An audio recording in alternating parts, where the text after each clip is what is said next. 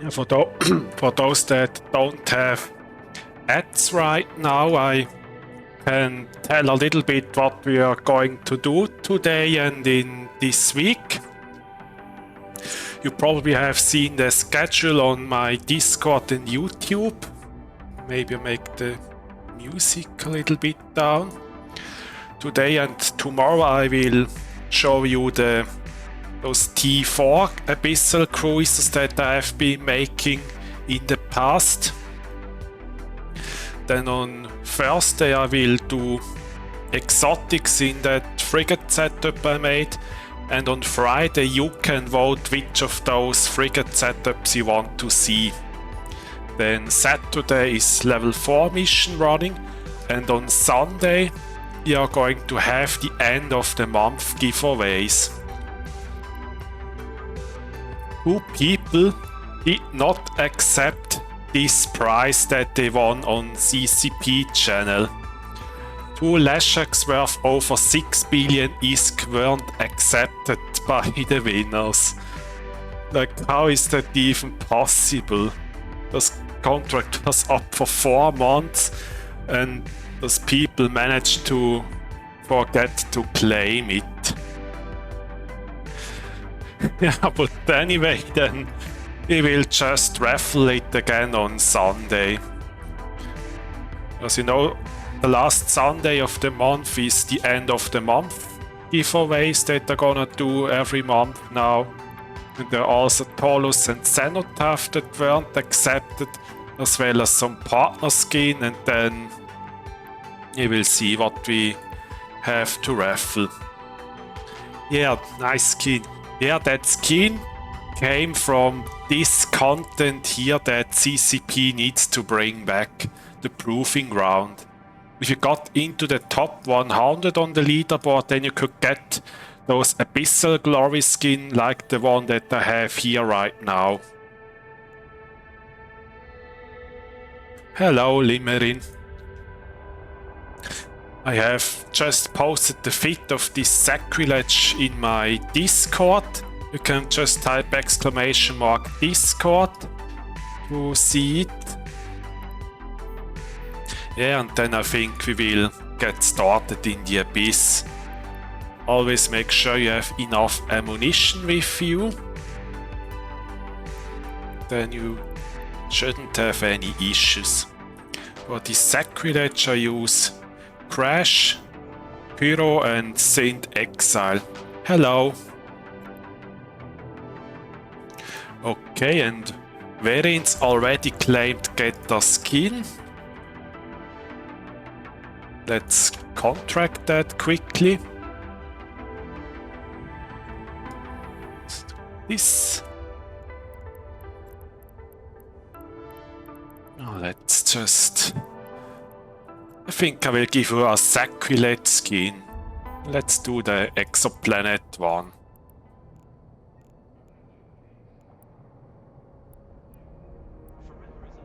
So here is your skin. Hope you like it for the Sacrilege, the ship that I am using today, and later I will be using a Phantasm as well. So let's take those. Are we in the right clone? Yes!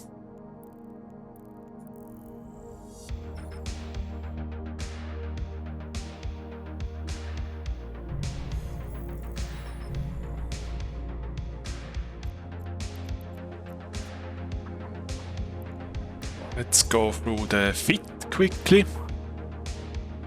Yeah, this is our cheap T4 Dark Sacrilege. You can do T4 Darks. High slots are heavy assault missile launchers and a smart bomb, which beats up rooms with a lot of small stuff. In the mid we have AB, battery and dual web. Lows we have dual webs, multi-spectrum and 2 ballistic controls. And rigs we have thermal and rigor catalyst. And throws we have hammerheads and Kaldari Navy Vesper. Hammerheads are for targets with a lot of EHP like battleships, and else you use Vespers if it isn't feasible to use the smart bomb. It doesn't require any implants, but if you use some Asclepions and some damage and precision implants, then you can do T5 if you also upgrade those to faction and maybe use B or A type repairs. But with this it does T4s just fine. And then we are going to enter the first site of today.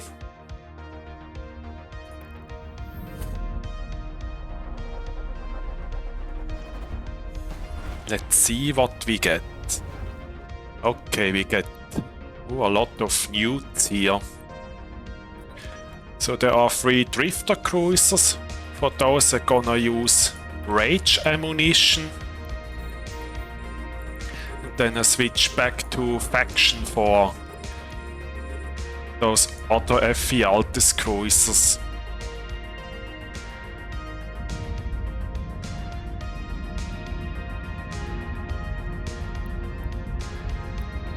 Because those drifter crews have a very high signature radius, so we'll apply fine with rage ammunition. And as there are a lot of newts, I will have to pulse my repairs, because otherwise I will end up running out of cap.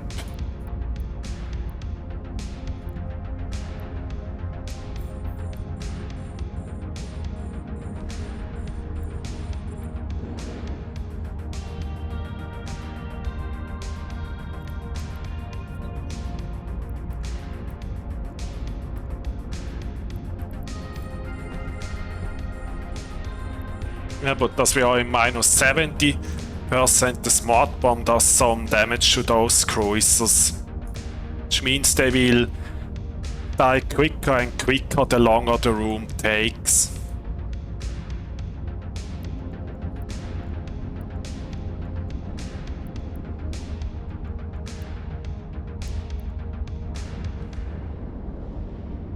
Hello, Aimless.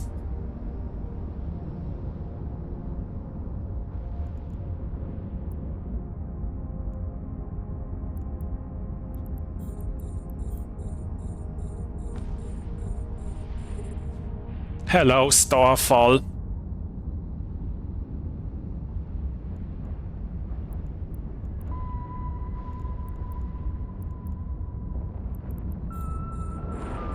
So let's stop here, because I don't want to be in the speed cloud against those, because there I will just have issues applying.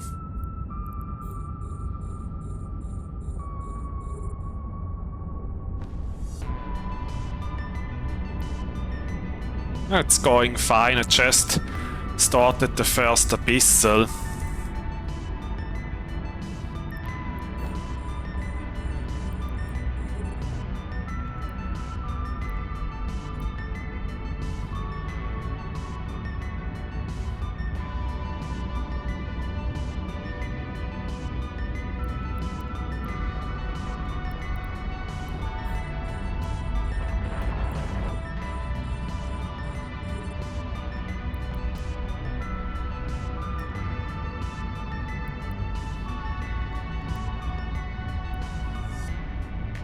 A smart bomb will kill those cruisers. The Sacrilege has the benefit that you can fit dual web and still have a solid tank. And the Sacrilege is also not locked to kinetic like the Cerberus. And it has that utility slot for the smart bomb to speed up rooms with a lot of small stuff like this one up.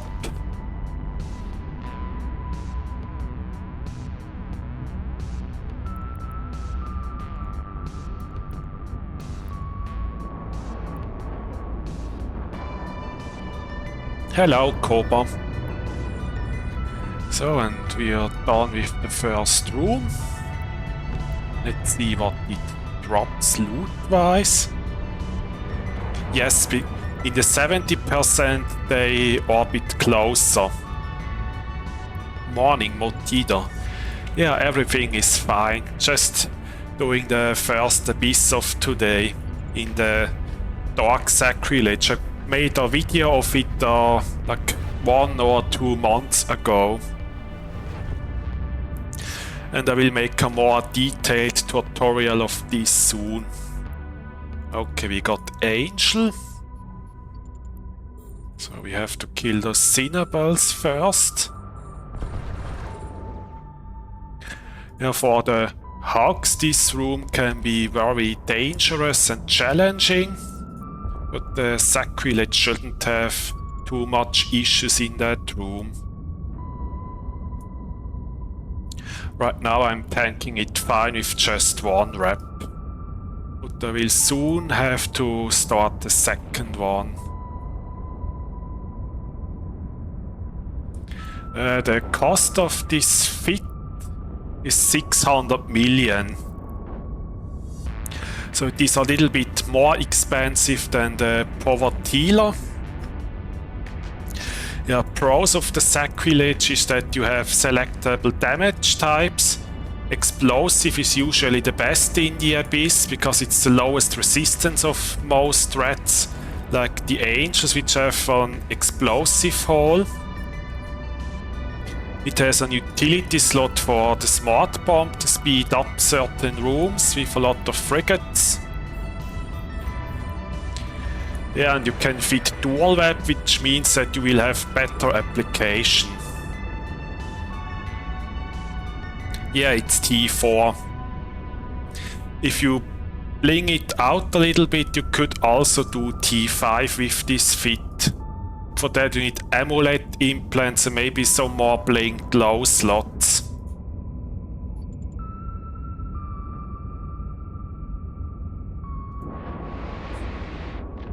So let's go for that Ixion next. Because that has a guidance disruptor that makes it harder to apply.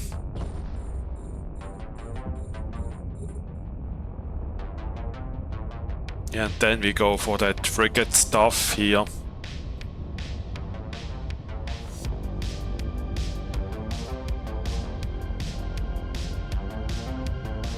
Through a sclap. Did I say amulet or what did I say? Yeah, those that give bonus to armor repair.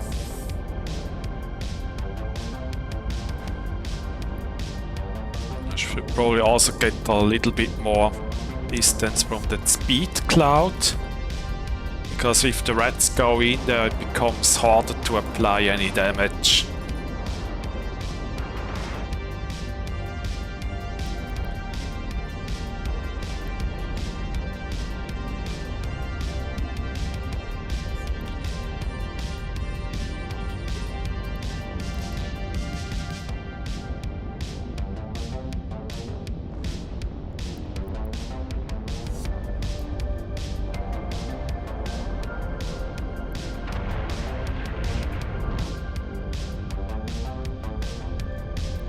I think I can also start to pulse the rep at this point,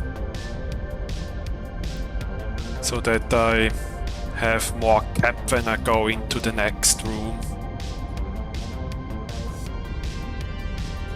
And the clip just was enough for that last rat.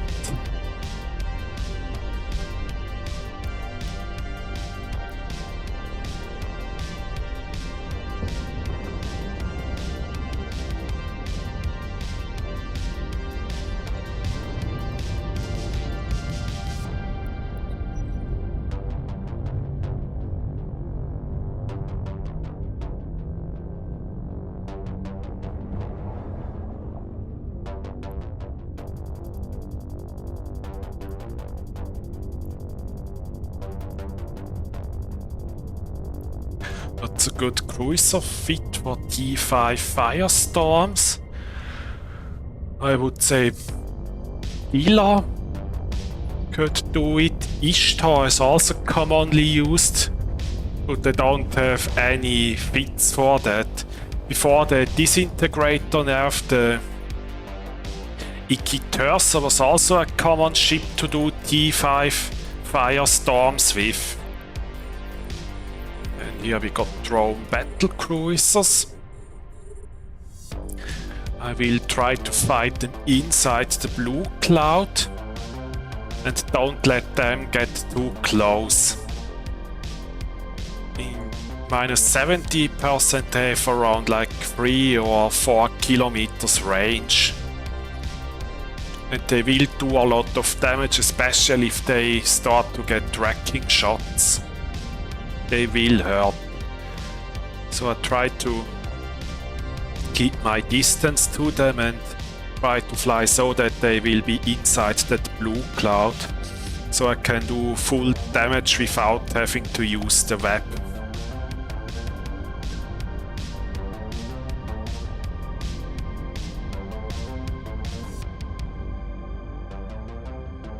Hello, Will. So first one done. I will kill those amber grips first. The cheapest ship to get into T5, I would say probably a slightly upgraded Povertila. Because if you upgrade the Povertila with some cheaper build tank implants and maybe preload rolled blue pill, then it should be able to do T5 exotics. You know, basically take the Povertila, add some of the cheaper crystal implants to it, pre-roll standard blue pill, and it should be able to do T5 exotic. Oh yeah, if Torvald has the Gila, then it could work. Do you have a link to Eve Workbench or Abyss tracker of that Firestorm Gila from Torvald? Would be interesting to see it.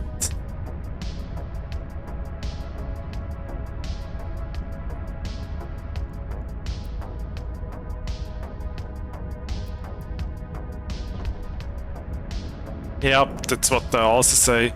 Mid-grey crystal, maybe pre-rolled standard blue pill, and you should be good to go for T5 exotics.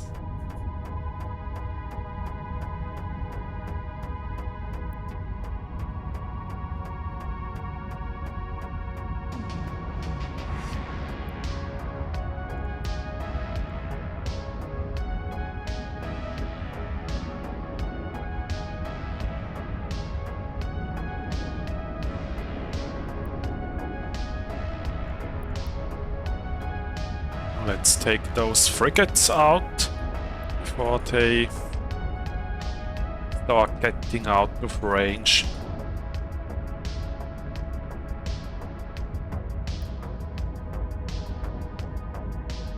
Oh yeah, it's a tutorial on YouTube.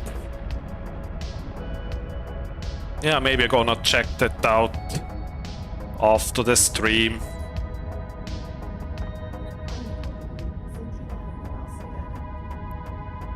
Man, I always hate it when you run out of charges when you are shooting the last NPC.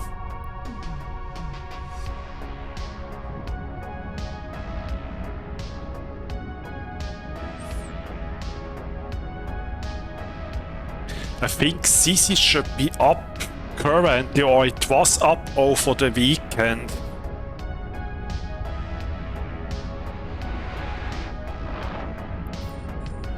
Oh yeah, I would also test it on Sisi first, when it's up the next time.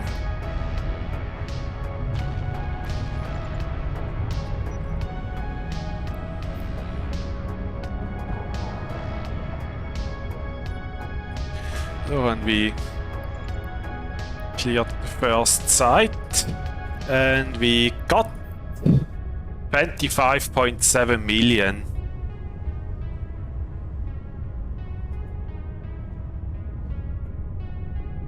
Yeah, if your missiles or guns are your main damage, then it can be quite annoying.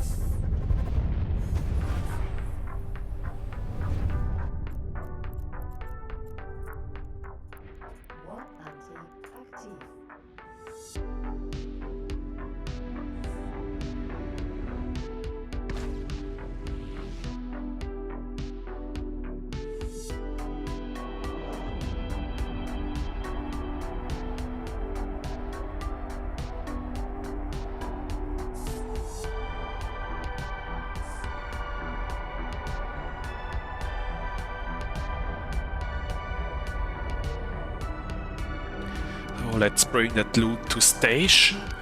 And we should have around 16 to 17 minutes before downtime start, so that should be just enough for another site. So we have enough ammunition, and let's go into the next site.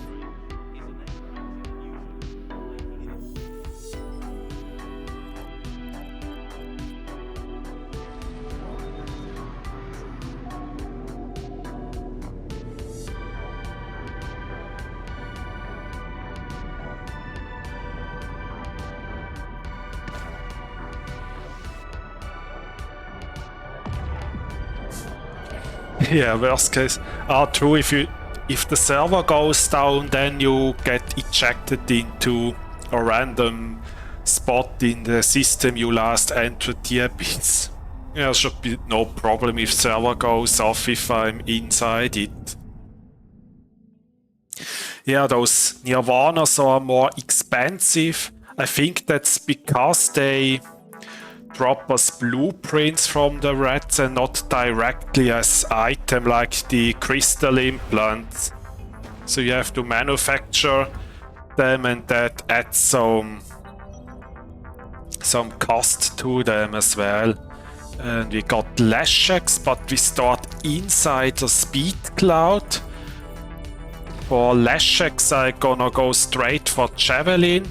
And I start to give the starvings first to remove any newts.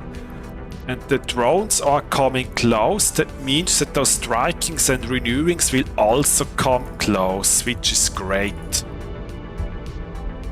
So that starving goes down any moment. Then we're gonna load rage ammunition, and then we kill those Lasheks.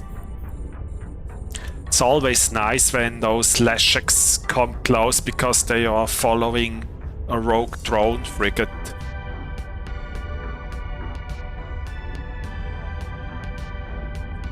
Yeah, the mic came out to play. That's true. 7 streams with mic are incoming over this week and the next.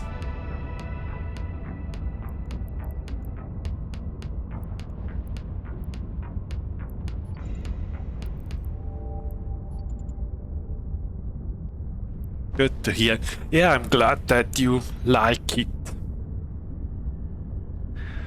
Yeah, I want to try it out just like last year, streaming 1 week with mic on. I think we can turn those off while the last Lashek is about to go down.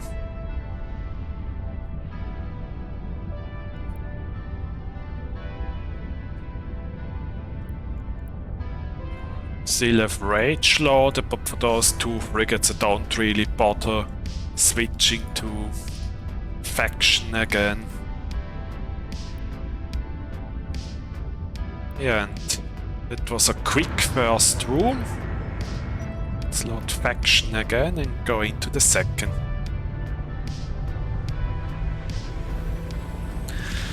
I find it crazy how you managed to multi-frigate the beast so fast while also responding to people in chat. Yeah, it wasn't easy at the beginning, but once you are getting used to it, it becomes easy over time. It's like just like training. The more you do, the better you get. Oh, and here we got Villa Vetmax. I will just start with the Vetmax so the smart bombs can do some damage to those frigates first.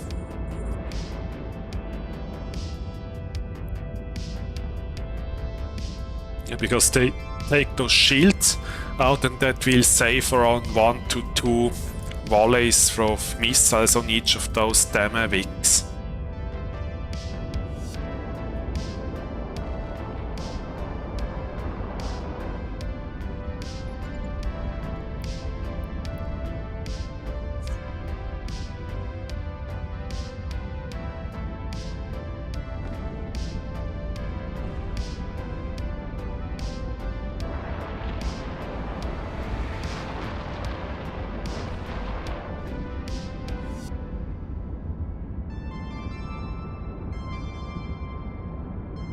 Yeah, that smart bomb is quite useful in rooms with a lot of frigates.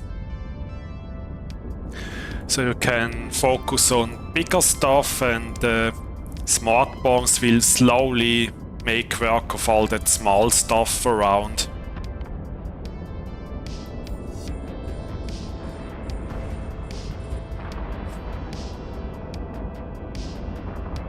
It's kinda like a different version of the smart bomb Icky-Terser.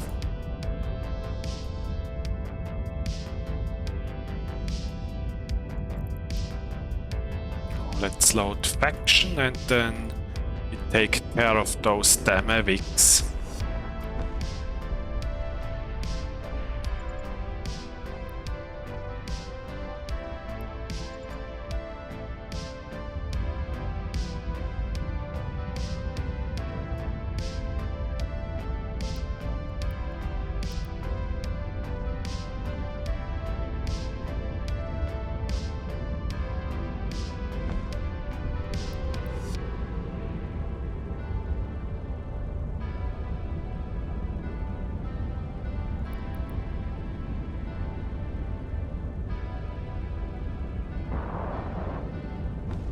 And they always get out of my web range, it seems.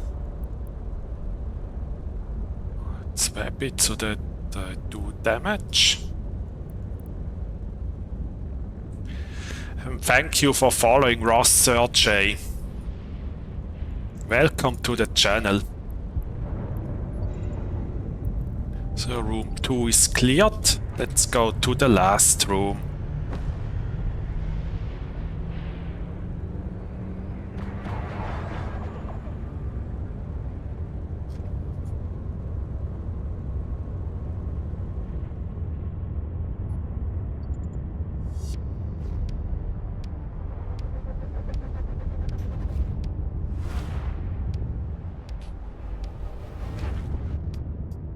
And we pull newt cruisers.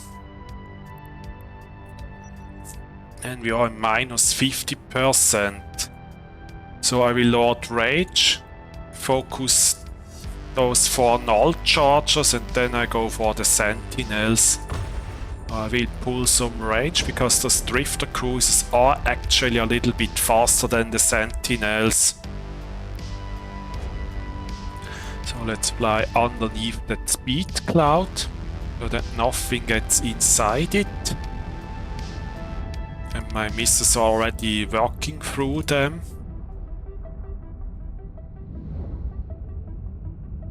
Now let's kill that. That starts newting me now. Oh no, it's the sentinel that newts.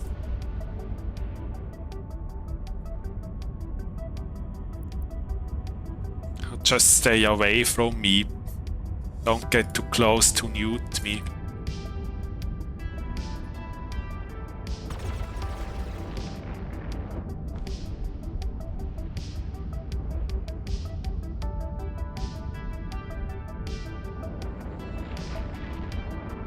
That Skylla is about to go down. Yeah, voice comes today. And for the next 6 streams as well.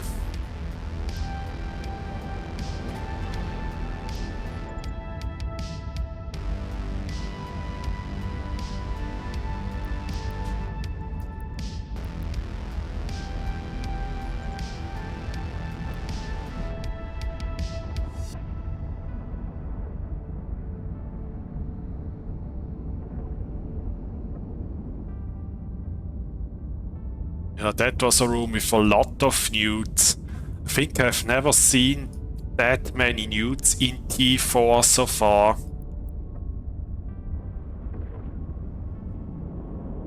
Yeah, looks like with dual web we are able to apply nearly full damage with rage ammunition to those cruisers. Yeah, it's full damage that I'm applying to them. Here's the last cruiser.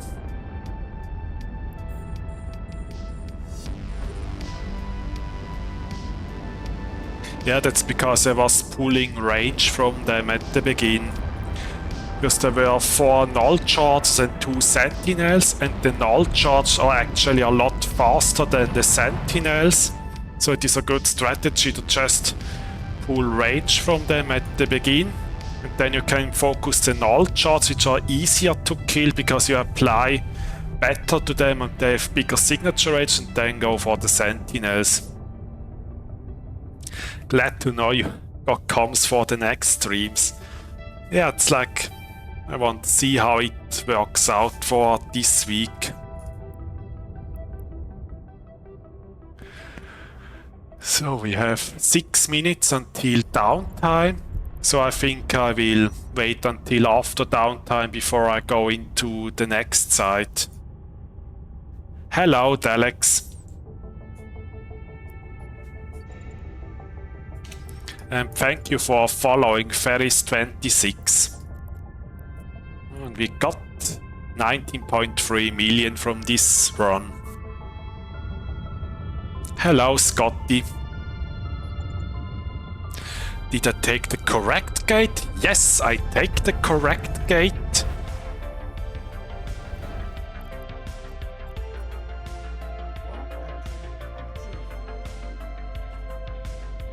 Yeah, it's still from those times where there used to be 2 gates that I sometimes think, did I take the correct gate? Which Abyssal Vets do you prefer for T5 and T6? Well, that depends on what you want to fly, what you can fly. If you fly something more like Ogila, then probably Gamers and Exotics are the betters to go.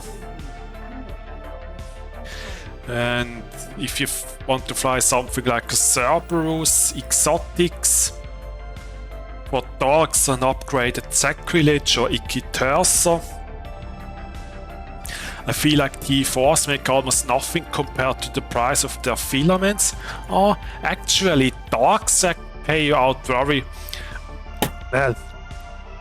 Because the T4 dog filament is only 1 million. And you get between 15 and 40 millions per run.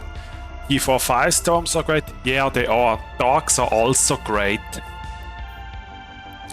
But if you look at electrical, exotics and gamma, the situation looks a little bit different.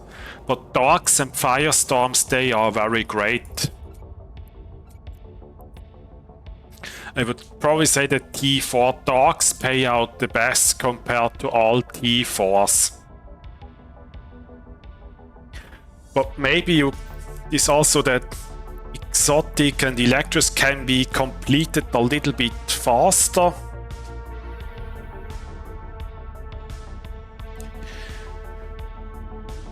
Yeah, gamers, their profit, the amount of loot to get from those filaments is more or less about the same in each of the weathers, but if you do the cheaper ones, then you get more. So if you do T4i, if you want to maximize ISK per hour, then it's probably the best to do dogs and firestorms. I enjoy T5 exotics in Magilla, but I'm always curious to see what Dotter's like. Yeah, it's a valid point. I think Torvald Urus also used to have a Gila fitting, a passive Gila for T5 exotics.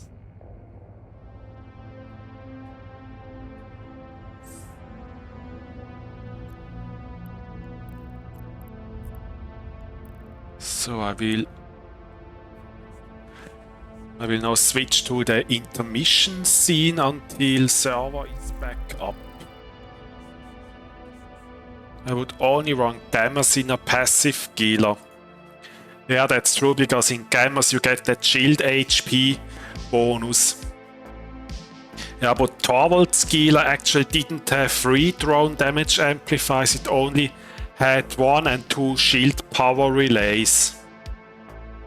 I think he also had a video of that Gila on YouTube from like 4, 5 or even 6 years ago, I don't know when he made it, but I remember he streamed that passive Gila a few times.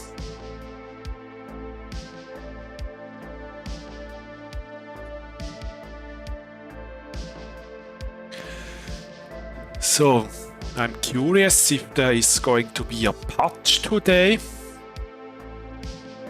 And if yes, what is going to be in the patch today, if there is any?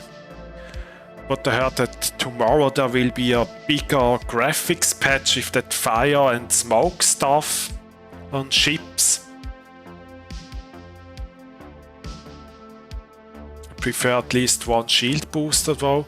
Relying on passive region is scary sometimes. I think there are some feats that are active and passive combined. I think AC Face posted a Firestorm Gila on YouTube that had shield extenders and shield booster. And Torvald had a similar Gila for Gamers, I think.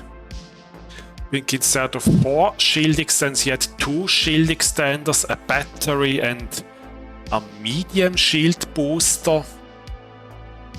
But I'm not sure if that gives overall more EHP per second than pure passive. Hello. Are gamers fastest to run than exotics? It depends. Karen and those FE Altes are a little bit slower, as well as the Overmind, which is also a little bit slower. But some rooms, especially Triglavian ones, they are faster to run, because as I said earlier, explosive is already one of the best damage types to use. And most threats already have very low explosive resistance. If you lower it even further, then gamers can actually be really fast to run. So is there a patch?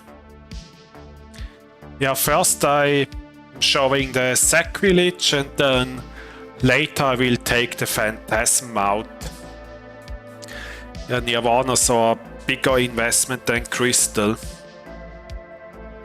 I finally saved up for a Gila that can do T5, 6, slowly getting used to T5, and I have a question. Is MTU +1 heavy missile actually worth all the hassle, or is it better just have the 4 light launchers for the biocache and faster runs? Well, I would say that depends. First of all, that heavy missile launcher eats up a lot of power grid and CPU. And if you are already low on CPU and power grid, then it can become tough to fit that. That's the reason why I don't have that on my Gamma Gila. But from T5 on the side cache, it can be worth it. So I would say just fly to them manually and grab them. In some rooms, those caches actually tend to spawn very close to each other. Like I had the case where there are 2 or even 3 only a few kilometers apart of each other. Yeah, true, I'm just logging in right now. But tomorrow there's the bigger patch coming. I wonder what we get tomorrow. Do you think the Equiteurs is worth it still, or other O's would be better for dogs? I've also tried the SERP but lost it. I need to work on my ammo swaps. Oop. Yeah, Equiteurs is actually more expensive, but it can clear them very quickly. But I think if you want something cheaper, then I would try considering the Sacrilege or Cerberus. To what did you actually lose the Cerberus? To what spell? Dracovax, you got muted out. So it was Dracovax with probably a lot of starving damage, I would think. It's on my Discord right now.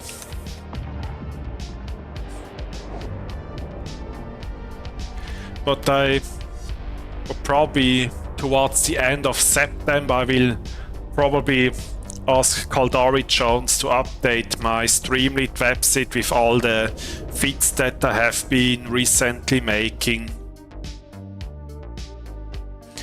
Yeah, if you run something with active tank, always focus newts first, always.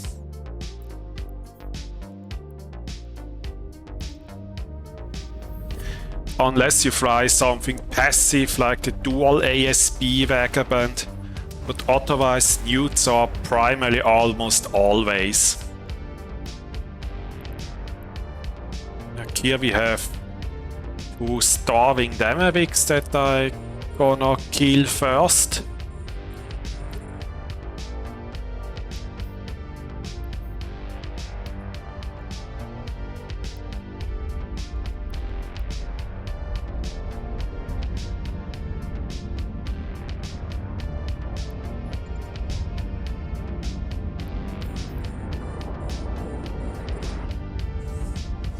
So first one was down before I even started to newt.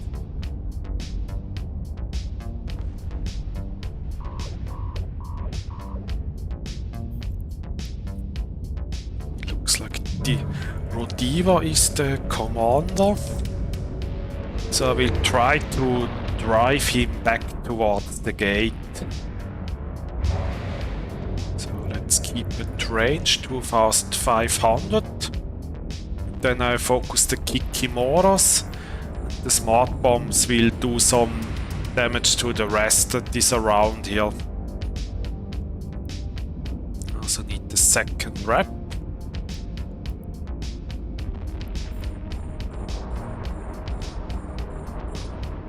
Good morning, Blueshirt. Yeah, I thought, why not do another week of streaming with Mike?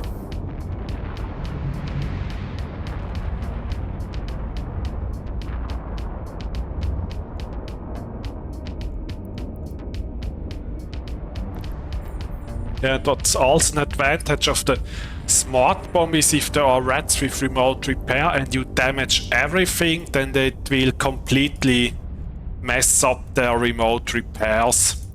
Because the Rodiva once repairs that Demavic, then this and this and this. So it will take some time before it switches to the one Demavic that you are shooting.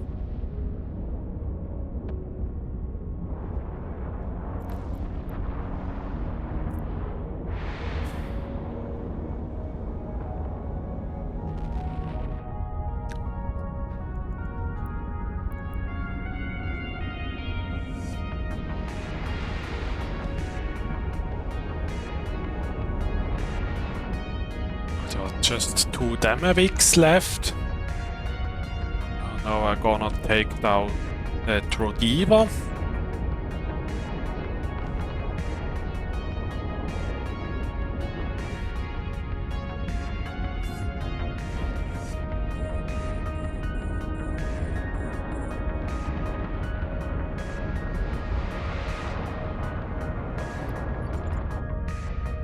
Then I start getting to the cache.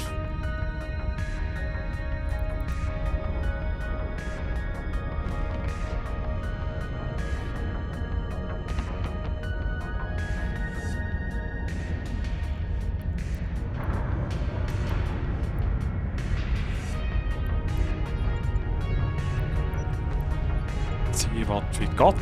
Oh, a nice drop, actually. I think that single cache alone dropped more than the entire last site I did.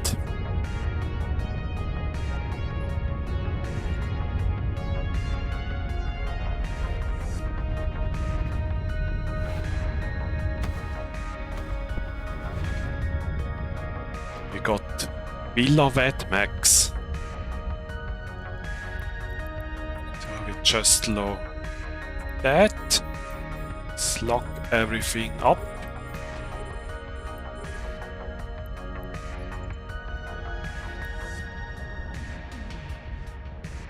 That one is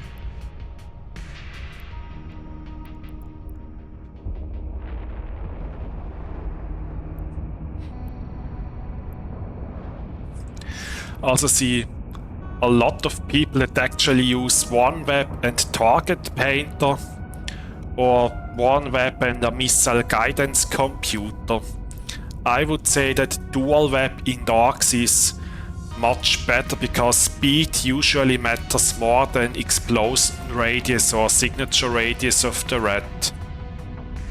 So fitting dual web, I would say, is probably better than OneWeb and Target Painter or OneWeb and missile guidance computer.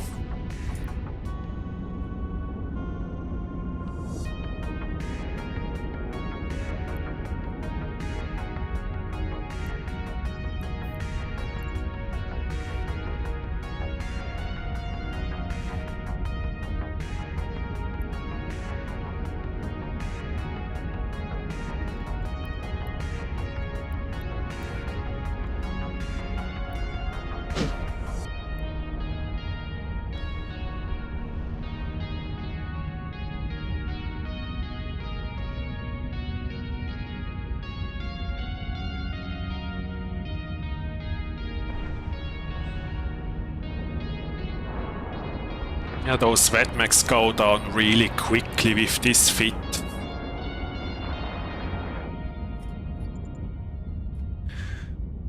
So the last wetmax and the Demavics are already in armor. The Villa wetmax and Demavics do not have any remote repairs.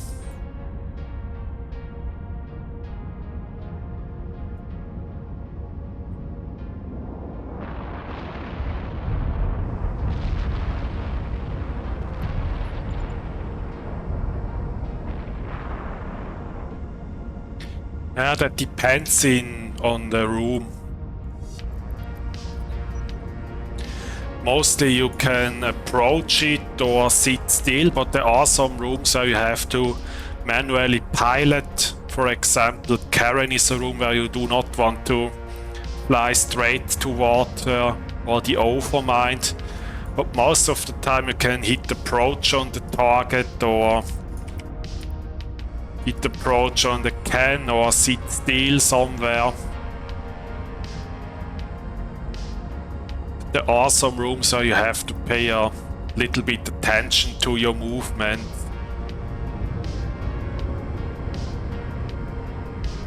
Cerberus for darks. I don't have a fitting of the Cerberus. But I think for darks, they on the Abyssal Lurkers disco, they are usually fits that are very similar to the Omni Cerberus. They also use Hydra implants, but they use only one multispectrum and a web.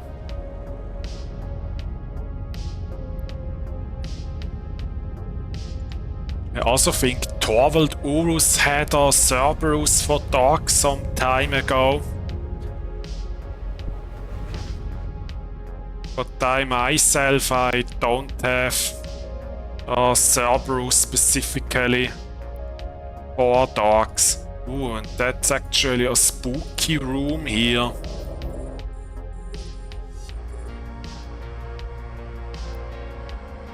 Let's get quickly rid of that marker.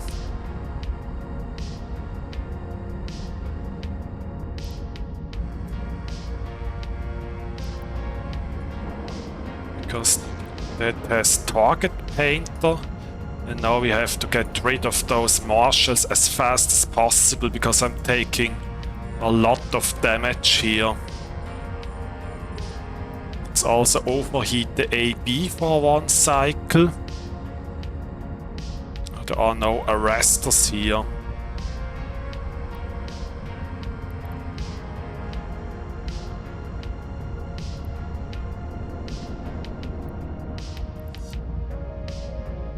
So Drainer is down. And there's a blue cloud over there. I don't want to get inside that.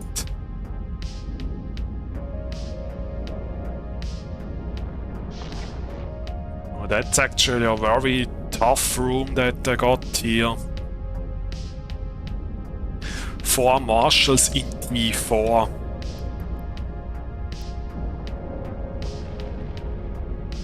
Oh, and they are shooting my drones. Let's recall them.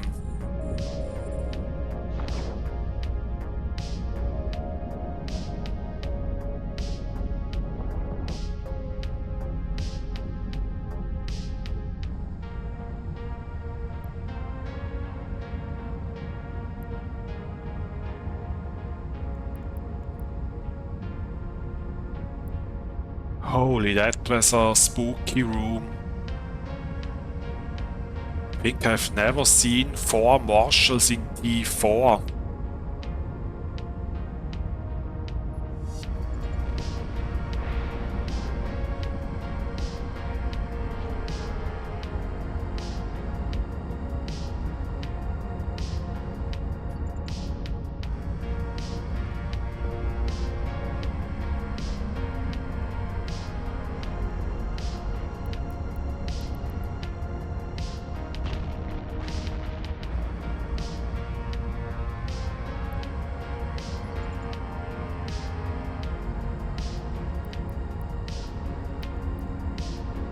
I would go give the sack a bow, but I only have Kaldari and Galante Cruiser at 5.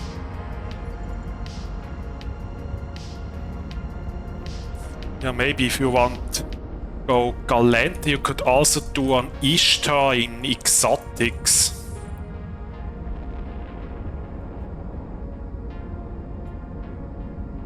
Ishtar is also a very good cruiser for the Abyss.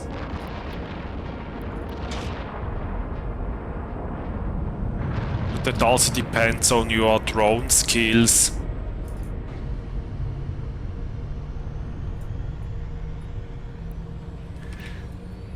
True, especially if you use the GIST X-type X-Large Shield Booster. But I think for T4, T5 you could also get away with a slightly cheaper fit. Yeah, but if you do higher tiers, then you probably want that GIST X-type X-Large Shield Booster, which alone is worth like 1.3 billion or so. And we got around 30 million from that site.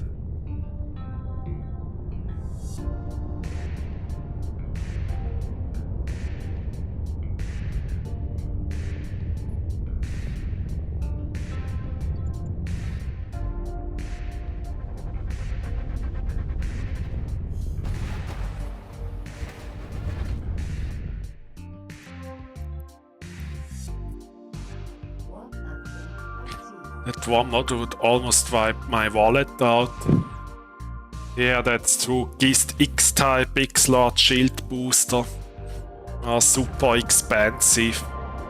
They use about the same cap as the PIT X-type Large Shield Booster, but they give like 185 HP per second repair.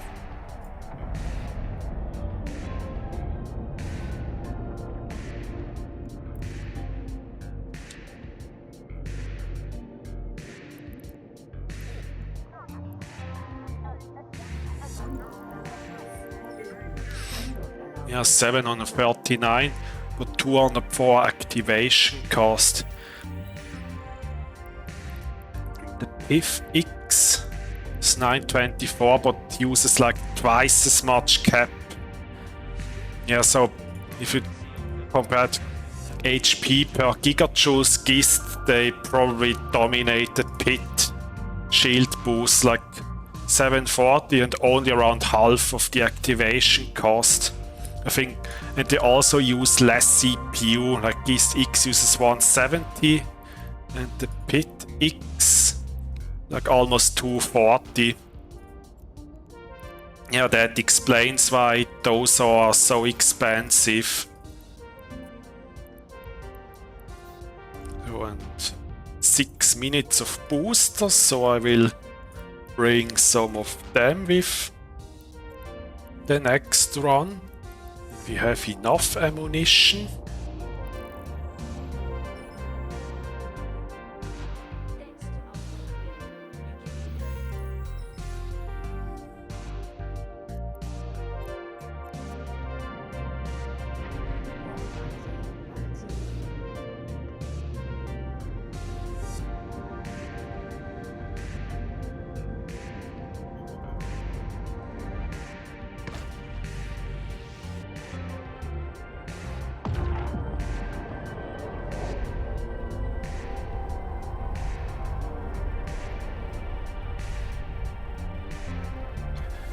then we go into the next site.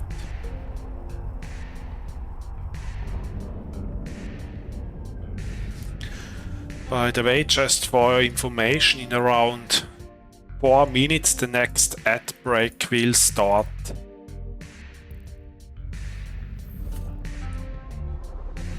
And completing 2 abysses will also give you that 3 jumps daily goal. And we got angels. We have minus 50%.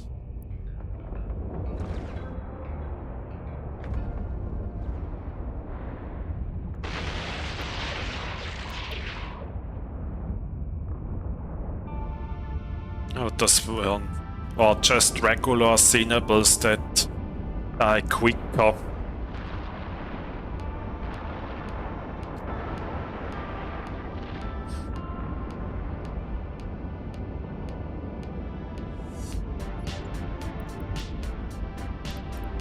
The Abyss linked. I think that could be because they some time ago merged the Abyss tracker with Eve Workbench. But you could maybe ask him in the Abyssal Lurker Discord about this Cerberus fit.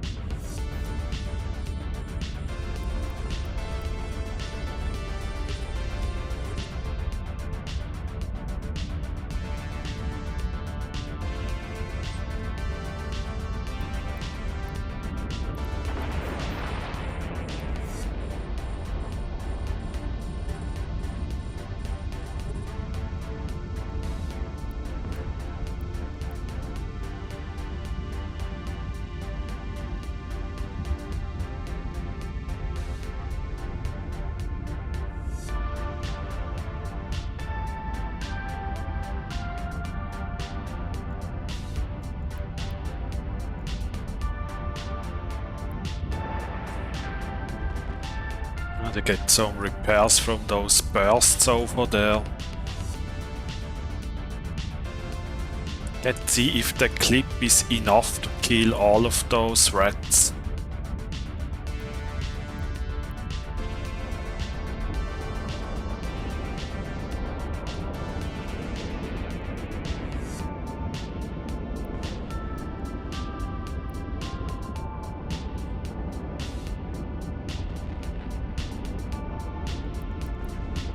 Looks like.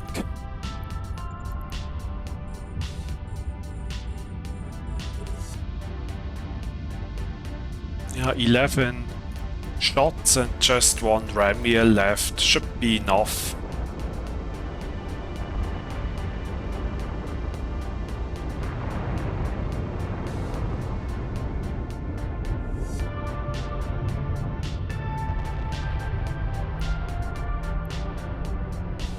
Is my AD off? Didn't want it to turn it off.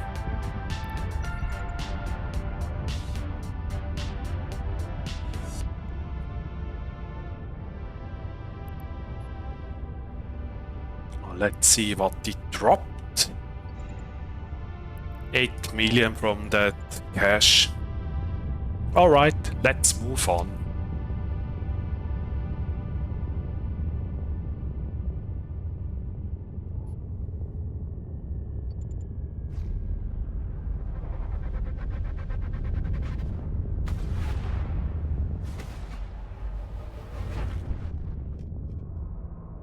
We got deep watchers. Some cruisers and frigates together. Oh, let's first kill those small stuff that spawns together with them.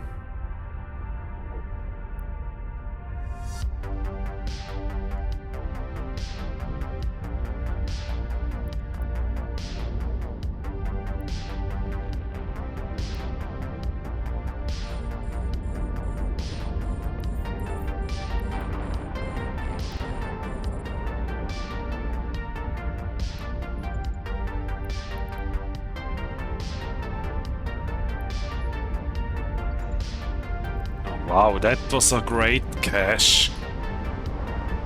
2.9 million.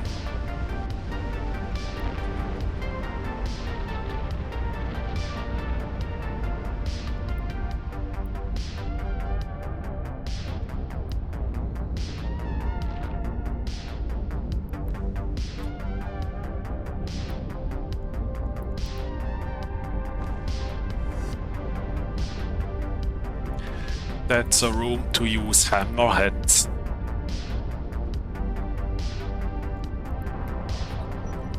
I think we can turn off one wrap.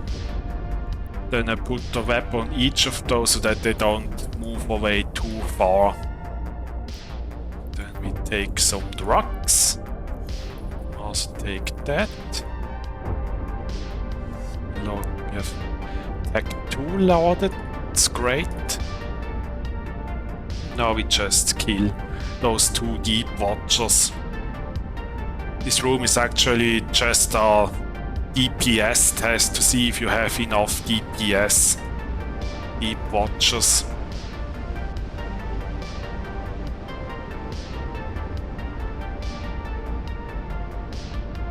$2.9 million was the cash.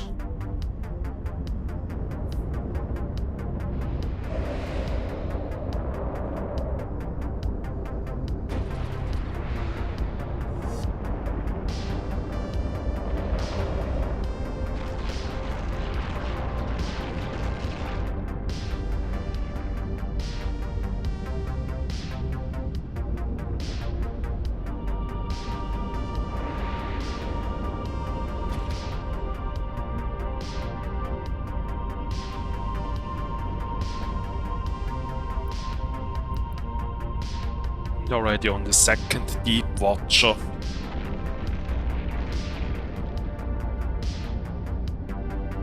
And also against deep watchers you do not want to sit still, because the missiles, they move very slowly and they will stack up after around 1 minute, and they will hit hard if you're either in a blue cloud or sit still.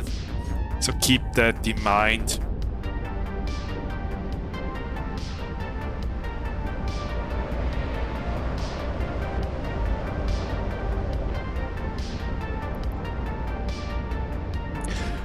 By the way, if you haven't already seen it, I just posted a tutorial of the Hulk, Skybreaker and Kirin on YouTube.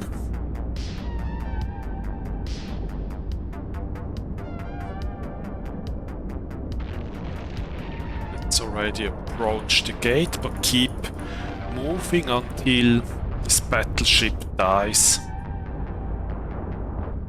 And by the way, if there was a suppressor somewhere, then I wouldn't use hammerheads, then I would have used the Vespers instead.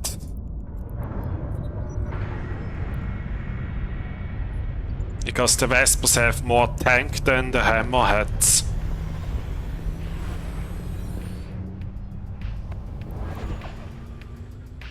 And we get deep watchers again.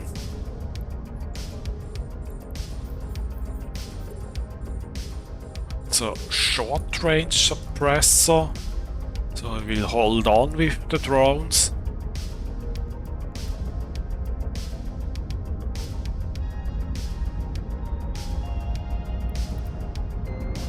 Wardens and an escort.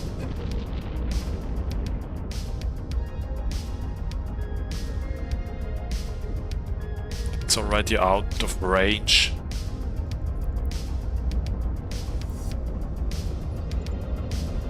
Ah, but that was a better drop. We are 23 away, then we can safely launch our drones. Already sent them towards one of those battleships. And that's also something that maybe CCP could change. Allow it to use smart bombs if you are closer than its optimal range in the abyss to a gate. There's no reason why it shouldn't be possible to use the smart bomb close to the gate.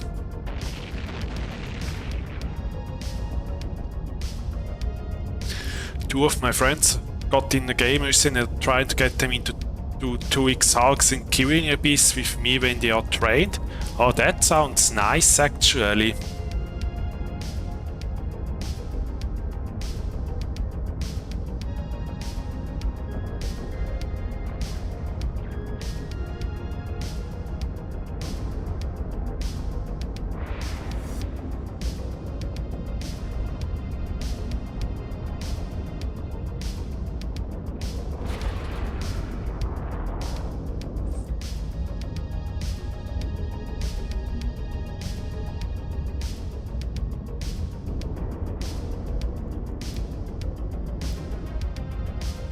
Can already check how much we made total.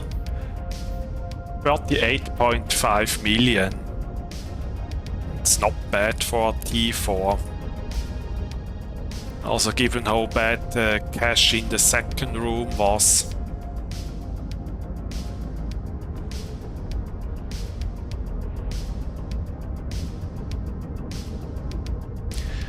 Yeah, the Hawk is indeed also a good frigate to do T1 solo.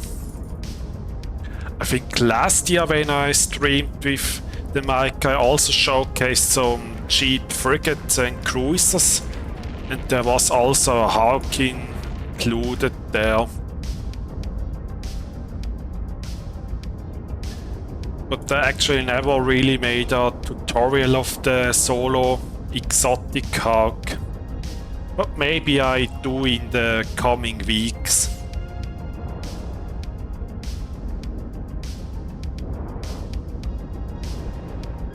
Yeah, that's true, the Hawk is very low on CPU. But that's actually a problem for most assault frigates. Like the Nurgle and the Retribution are also low on CPU, which means we either have to bling out the damage mods or use some higher end fitting implants like 5% CPU implant. Yeah, like on the Hawk you even have to use faction missile launchers because it doesn't have the CPU otherwise.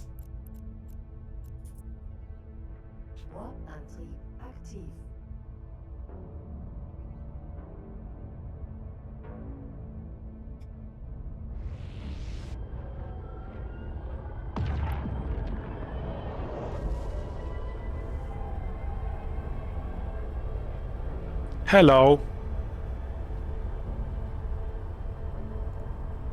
How's it going, Dante?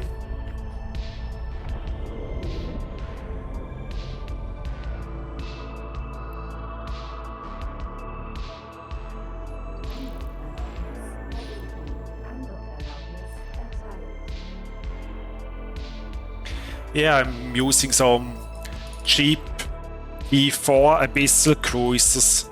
I made videos of them in the past few months on my YouTube, and now I'm showcasing them on streams and talk through the rooms and so on. Like this Sacrilege is around 600 million, doesn't require any implants and does T4 dogs just well.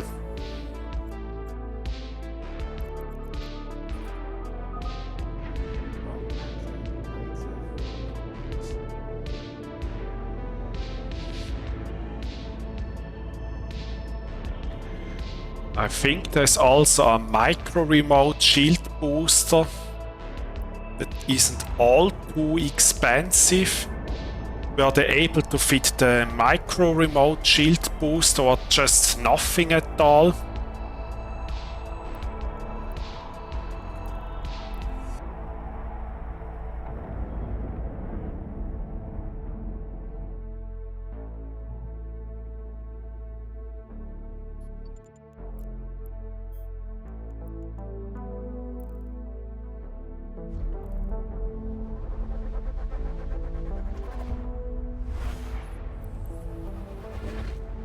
We got drone frigates, minus 50%.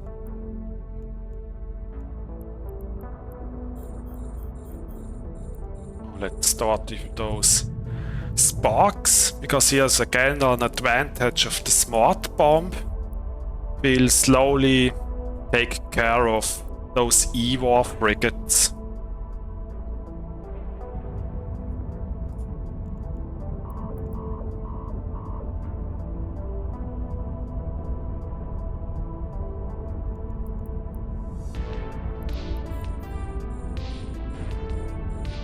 Just turned off my AB so that I stay within smart bomb range of those frigates.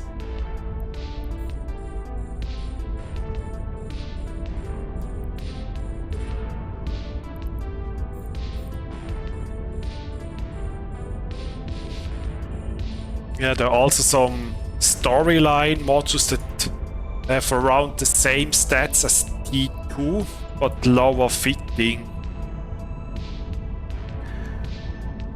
But sometimes they are very expensive, but the micro remote shield boost I think isn't too expensive at all. Yeah, it's definitely... you find the fit of that Sacrilege in my Discord under actual fittings for now.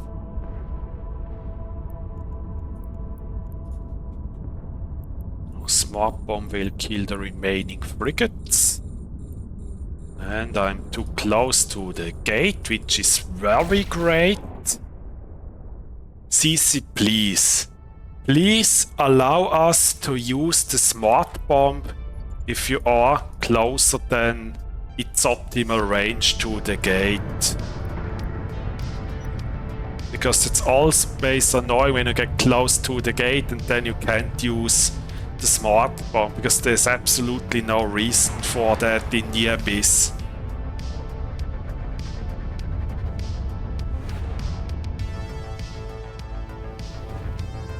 And we have Lucid frigates. Actually, that room is a little bit more annoying, but there is a blue cloud over there. So I try to get inside that blue cloud for better application. So I will kill the wardens first so that I can get into the blue cloud. I think the gate isn't even vulnerable at all. I think if you shoot it, it won't take any damage. If you can even shoot the gate, but I don't think it takes any damage.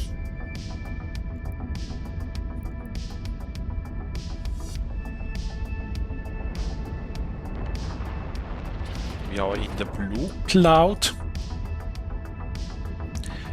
Actually, in most cases you want to avoid blue clouds, but in rooms with a lot of frigates like this one, they can help to speed it up.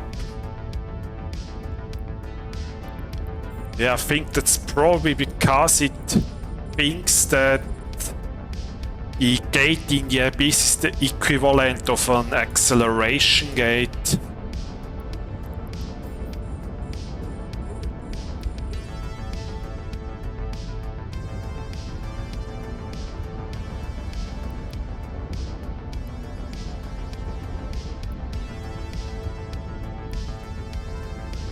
Yeah, but it makes no sense. It's just annoying.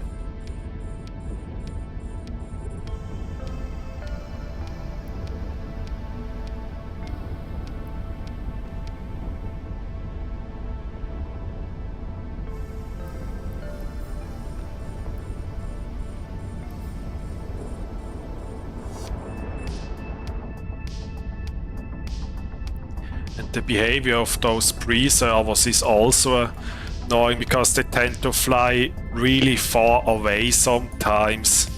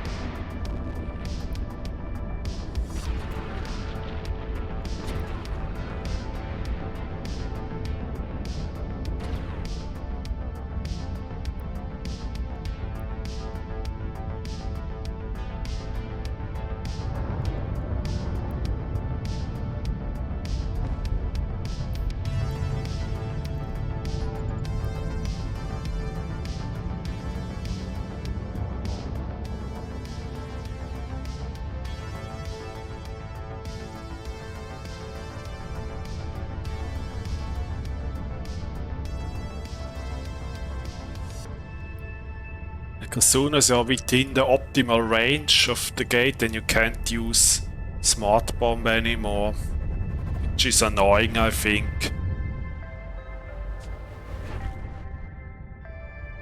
Oh, and we got starving Wetmax. They have to go really quick, those starving Damavics. The scoping, there's a blue cloud between.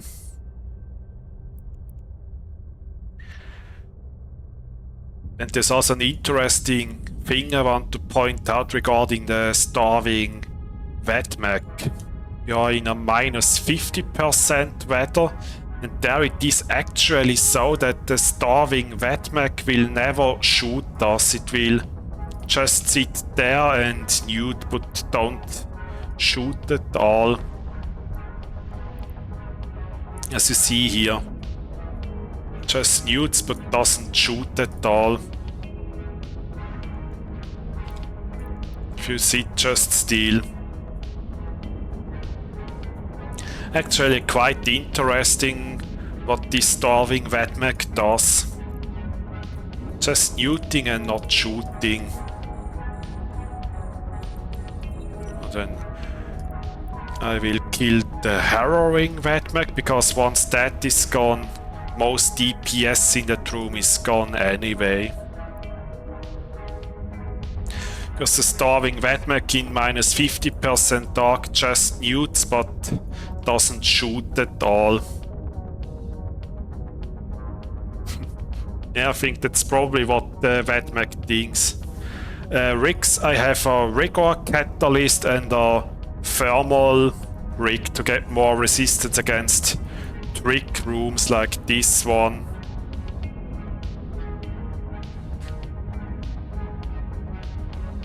Again, in rooms with a lot of nude pressure, it is important that you pulse your repairs, especially second repair when you don't need it. Oh, let's chase down that Wetmac.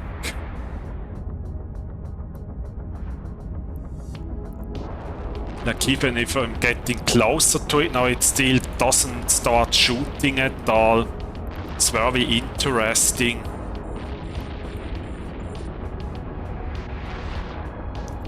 So the Wetmac is gone. Now we're gonna go for the Damavics.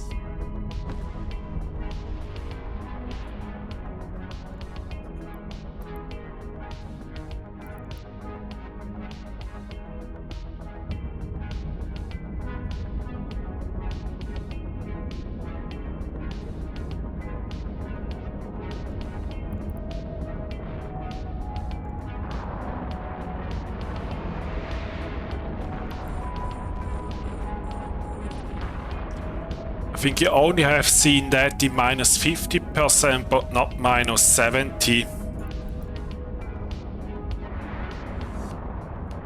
Minus 70 just shoots like every other Wetmac, but in minus 50% it doesn't seem to shoot at all. This actually means if you get the room with like 4 starving Wetmacs and 1 harrowing Wetmac in a minus 50% dark, in that case it's probably better to kill the harrowing first, because then any DPS is basically just gone. Given that your weapons doesn't rely on cap. 17.4 million from that run. Yeah, it indeed is weird. But yeah, in the Abyss there are many weird things happening. Like one example is, if you use missile-based chips after a few runs, the clouds stop getting rendered correctly. I think if I continue using this Sacrilege, then we might gonna see that later today. But I often have it when I use the exotic frigates. And there's those remote repair frigates that just like to burn extremely far away. Or the fact that you can't use smart bombs when you're close to the gate. Yeah, there are indeed many weird things in the Abyss. But what sometimes is also funny is that you get the mutaplasmid that you aren't supposed to get in a specific weather. Like last weekend I got a shield extender mutaplasmid out of a firestorm, which I think isn't supposed to drop there at all. We have some ammunition. Then we can go into the next one.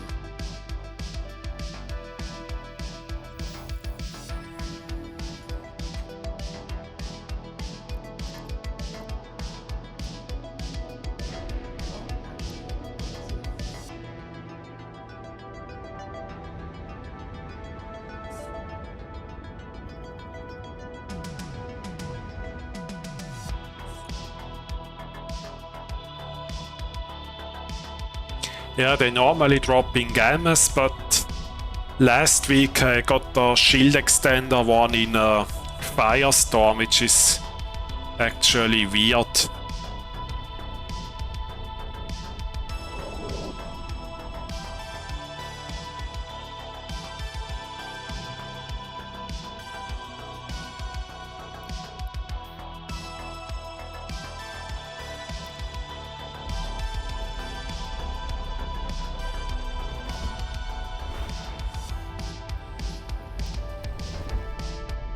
We got Lesheks. Let's load javelins.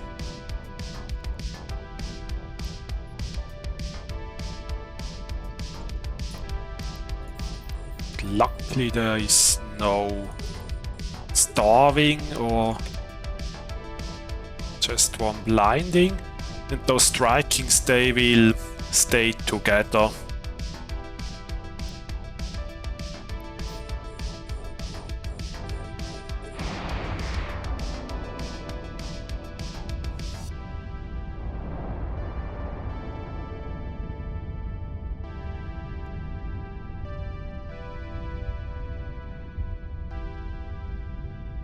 Once that striking is gonna shoot that one blinding, because that will burn away from us, and those, they will stick together.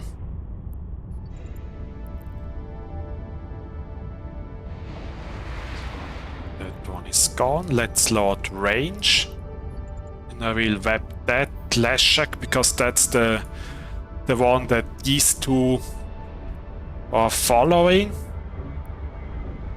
If I manage to get in web range, that doesn't seem, so I will just web those two instead.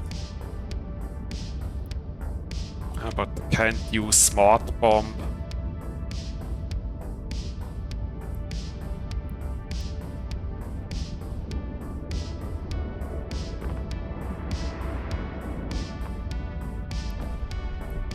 Then we're gonna approach the gate.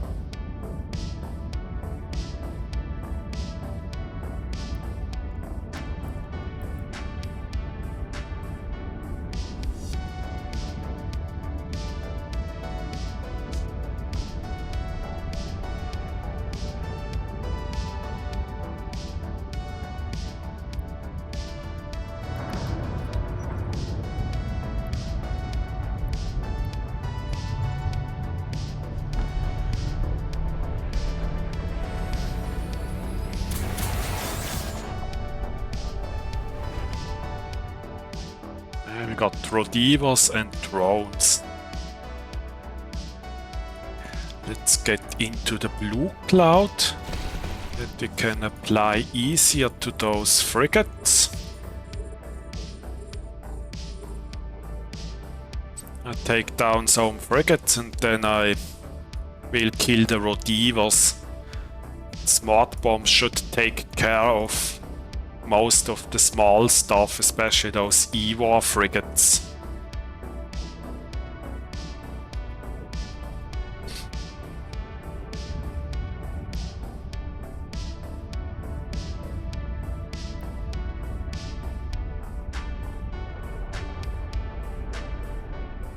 Do they not want to get into the blue cloud? Doesn't seem so. Yeah, looks like I have to kill the Rodivo first.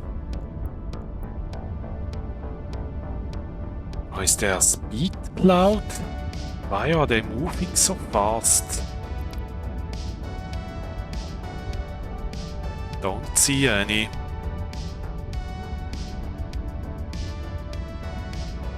Yeah, but looks like they were anchoring to that Rodivo.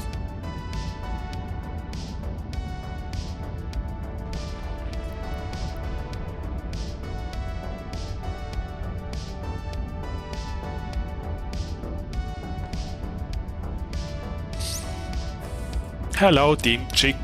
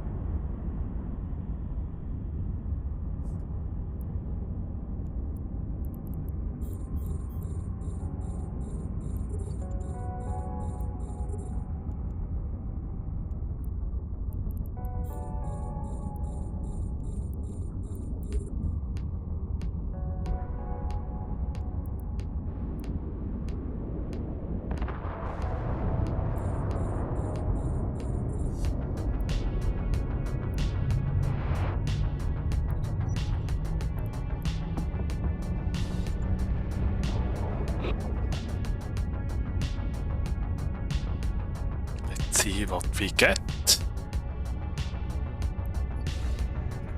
Oh, 8 million. Had better drops.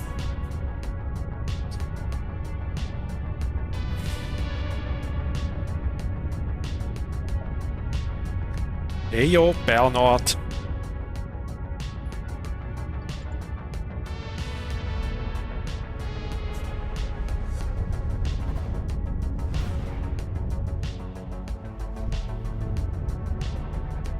We get Demavix. There are also some drones with them. I will go to the suppressor. Because that thing eats drones. Let's kill those ghostings first so that I will have an easier time applying damage to the rest in this room.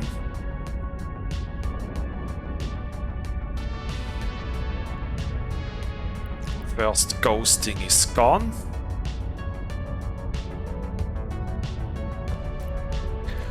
Thing about the suppressor. You have to pay a little bit attention to your missiles when you get close there. I think heavy assault missiles should be able to survive it just fine. It's actually a problem if you use light missiles that they get eaten by the suppressor. But bigger missiles and rockets, they survive them just fine. Especially explosive, as they also have resistance against their own damage types, and the suppressor does explosive damage. But if you use light missiles, then it's probably not a good idea to get close to a suppressor. Bernard redeemed a skin. I will contract it to you after I completed this site.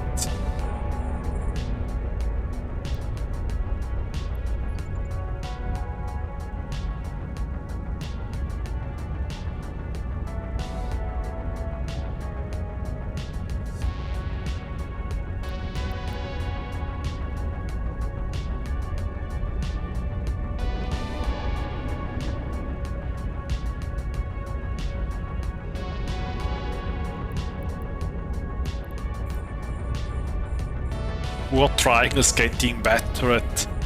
Yeah, that's true.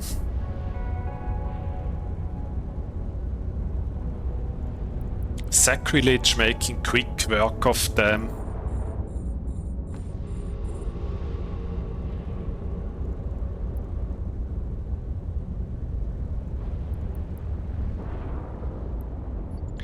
But maybe they wouldn't get battered so fast if we had Proving Grounds signed up for it. Ooh. Yeah, they signed up for getting slapped in the abyss.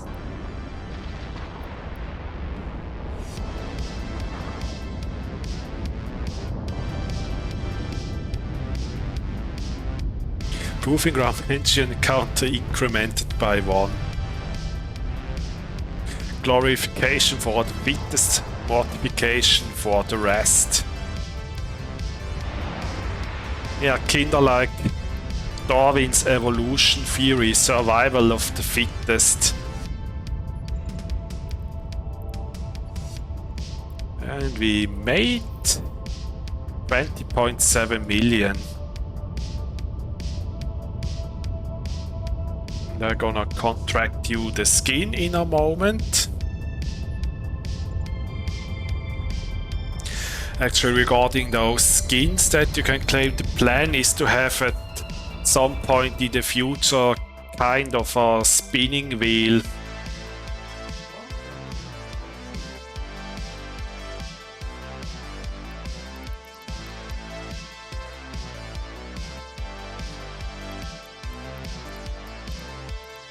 Let's do another Sacrilege skin.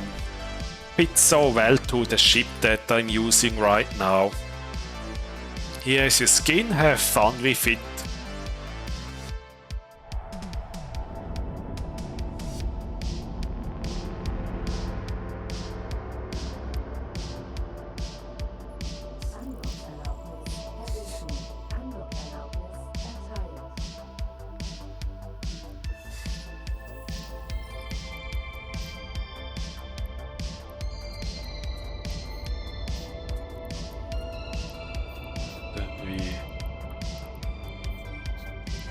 Take some of that.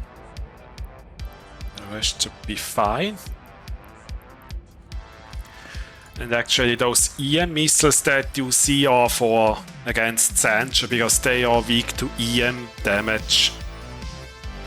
And the thermal missiles are for rooms where there are a lot of Edencom ships like Stormbringers and Skybreakers.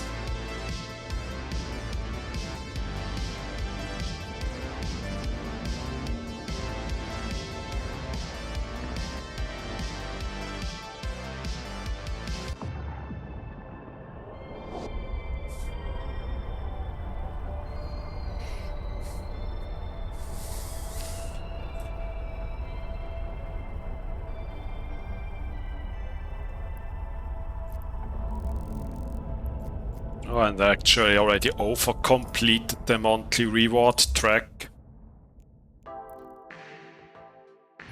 Yeah, but to take the 3 Iskan skill points.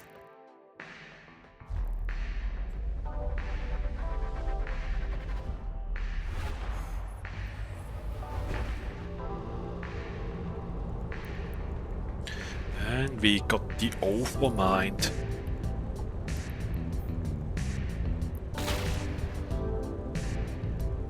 The Overmind is weak to explosive, and against the Overmind I will just ignore any frigates that spawn there and go straight for the battleship, because Smart Bomb will kill the frigates over time. Just have to ensure that it isn't too close to the gate, so that the bomb can kill the frigates. There's actually a spark, so the Overmind can get some range from the gate.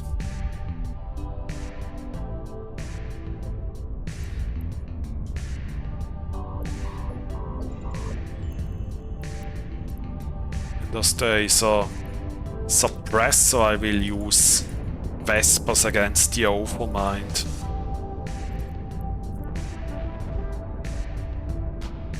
Yeah, and Smart Bomb is already killing those frigates. Just have to be careful that you don't kill my own drones with the Smart Bomb.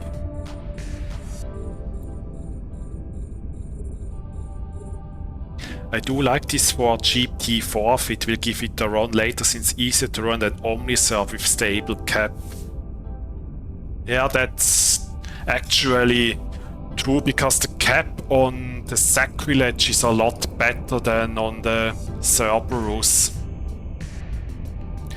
Like, if everything running, I still have a net plus 6.2 gigajoules a second, and in most rooms I don't need to run 2 reps. And I only have that one battery and nothing else for cap.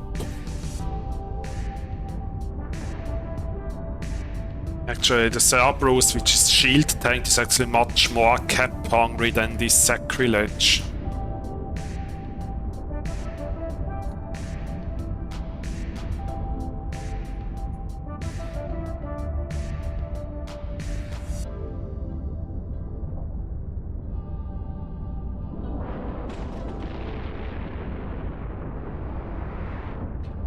That's because you can kite with the MWD. Because the rats, that if you enter a room, they will burn in a straight line towards you, and then they have a kind of a bigger signature rate, which means that you have an easier time applying damage to them. But once they get close, it becomes a little bit harder to do damage to those rats. That's why I use a MWD, or I used an MWD.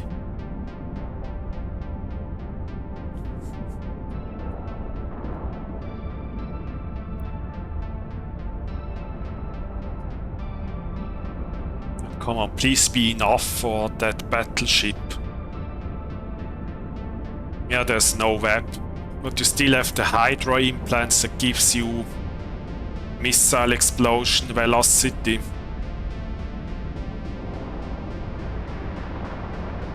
Come on, don't tell me I have to reload for probably just 1 or 2 more shots on the battleship. Come on, CC please.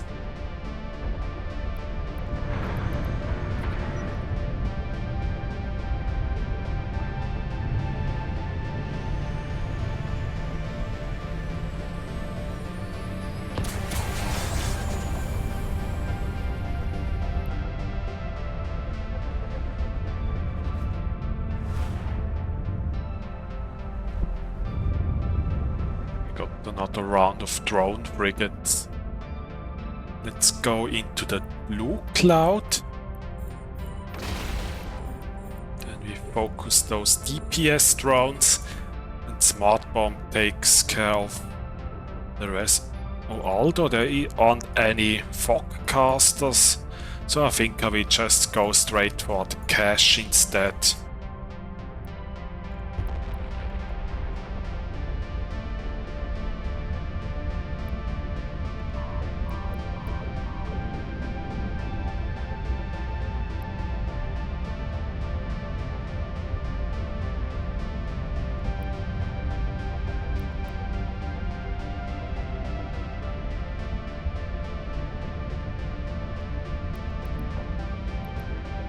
There is one fog caster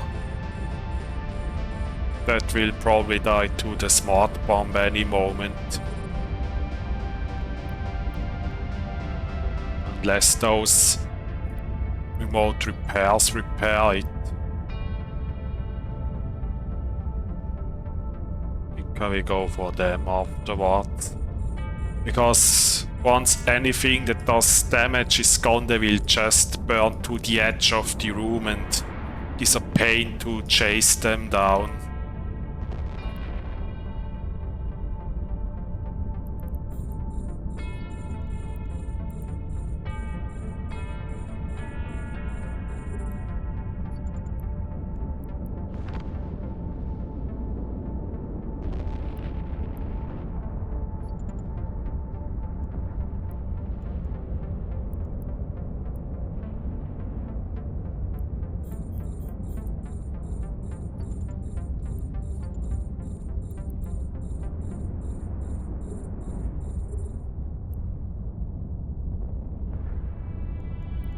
know what, I will just let the smart bomb finish those frigates.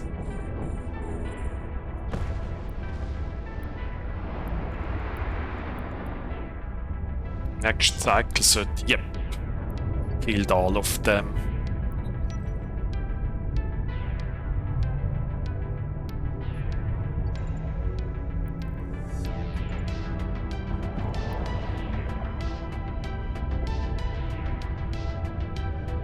Then we already go into the last room.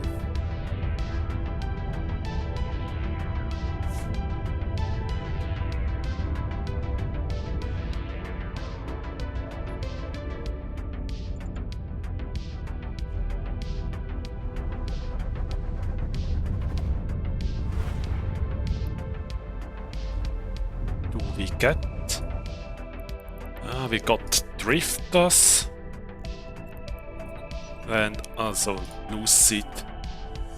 At the beginning I thought it was Karen with the amount of drifter cruises there were, but they were just watchmans. I once had a room that were like all drifter cruises, but instead of Karen there was just a watchman in that room. Yeah, funny things can happen in the Abyss.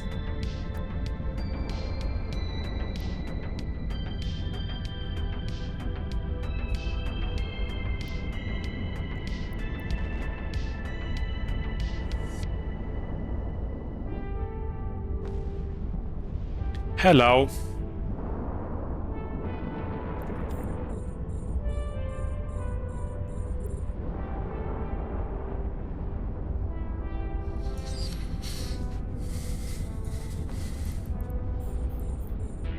I think I will go for that extraction node.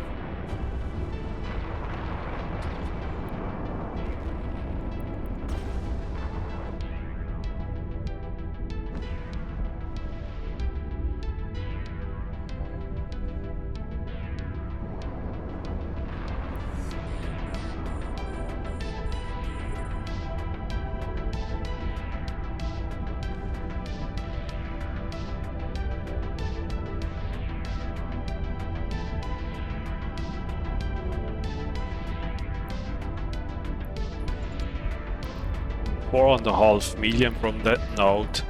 Not bad, I would say.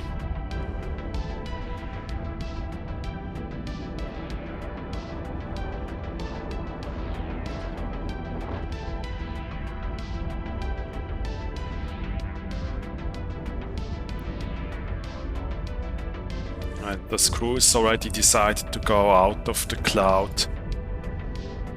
And they don't seem to like blue cloud. I just load faction ammunition.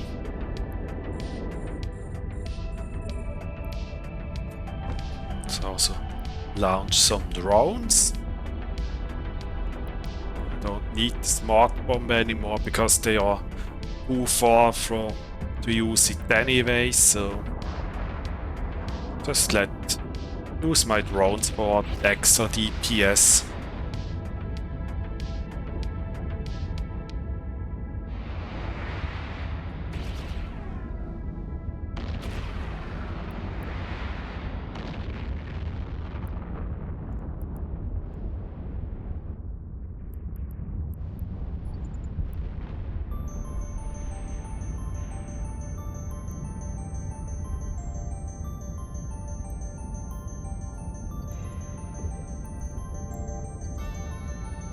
This run gave me 28.5 million ISK. Not bad, I would say. Let's recall the drones.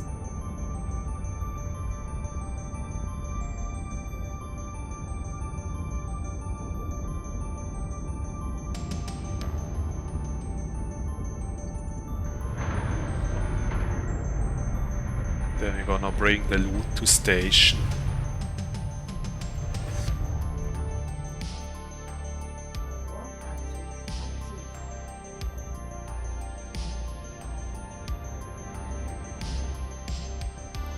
Okay, let's do a giveaway.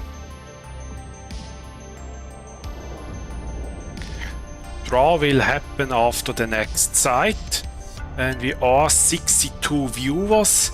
That means 140 million multiplied with 1.5 means 210 million is after the next site.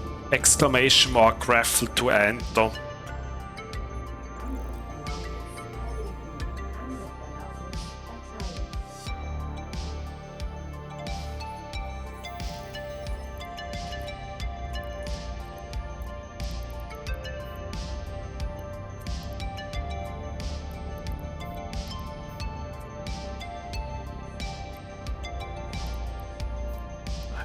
Bring some of those as well. Yeah, ammo we are fine.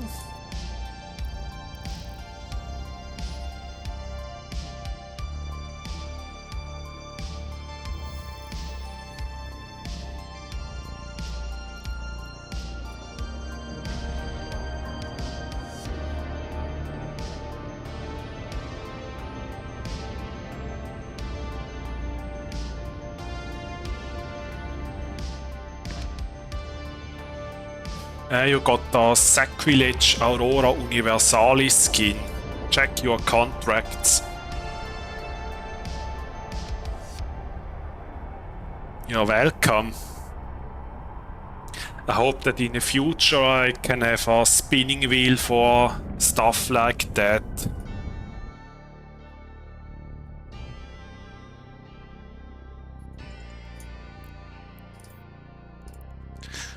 Let's go into the Abyss.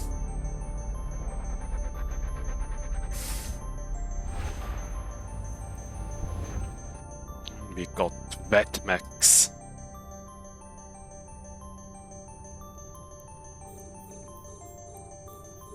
We just start with the ghosting. Then I take care of those harrowing.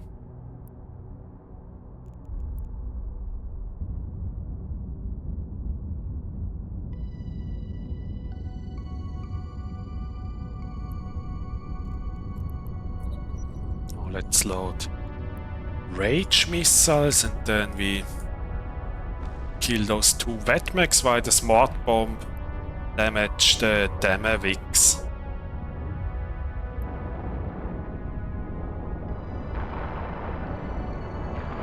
We are just slow boating towards the cache.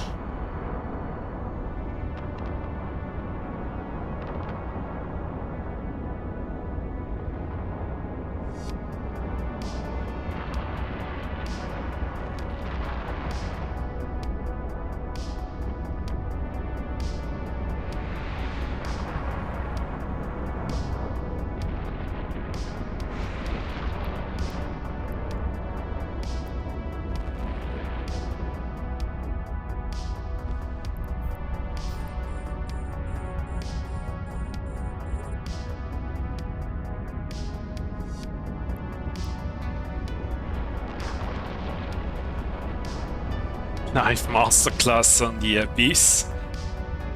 Kinda feels like.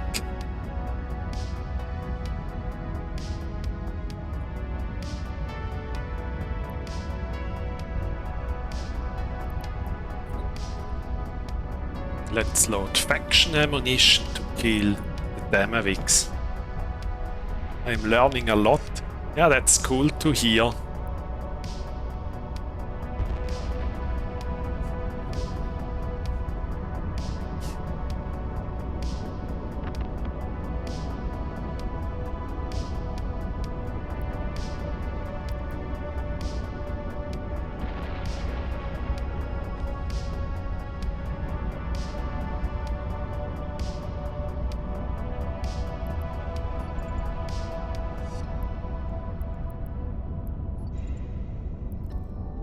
Great drop from the first cache.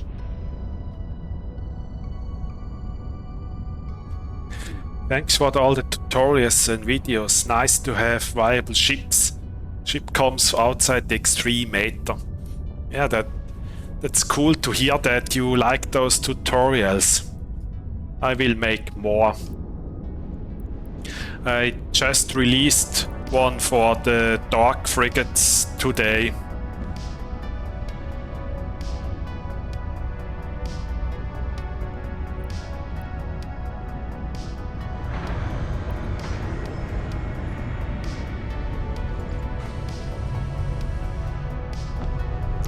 And the raffle closes after this site. 210 million ISK. Someone actually has Ingame ships trained up to battleship. That one very much interests me. Do you mean that Stormbringer?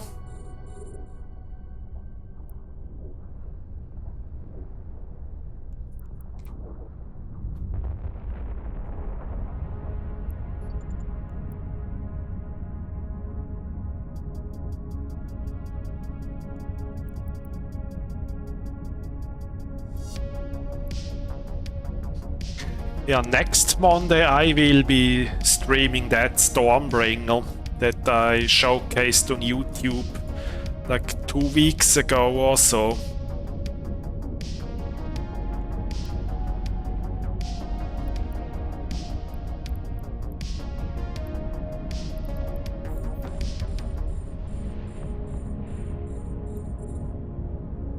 Any secret cruiser build for T5 to T6 Firestorm? Expect Gila. I don't have any builds for Firestorm cruise except the Gila. Ikitursa used to be viable a long time ago, but since the disintegrator nerf it isn't really viable in darks anymore, in Firestorms anymore. Because rooms with a lot of small stuff like Damavix just take too long. Other ships are better, like the Gila, Ishtar.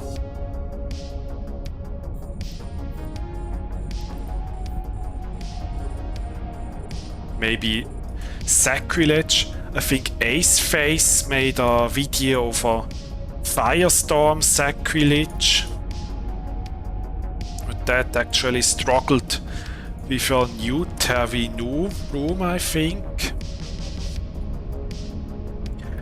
But in outside darks, I think you should be fine with just one vet, but you need more tank outside dark.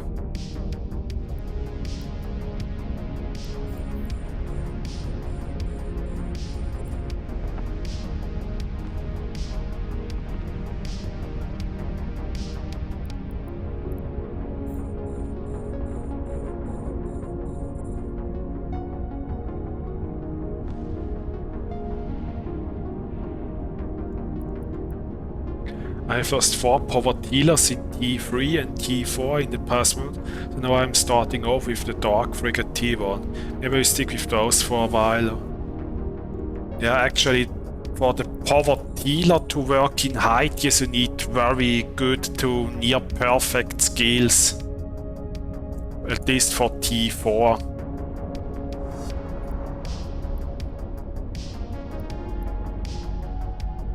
Yeah, power dealer is cheap, but that it really works in high tiers, you need very good to near perfect skills.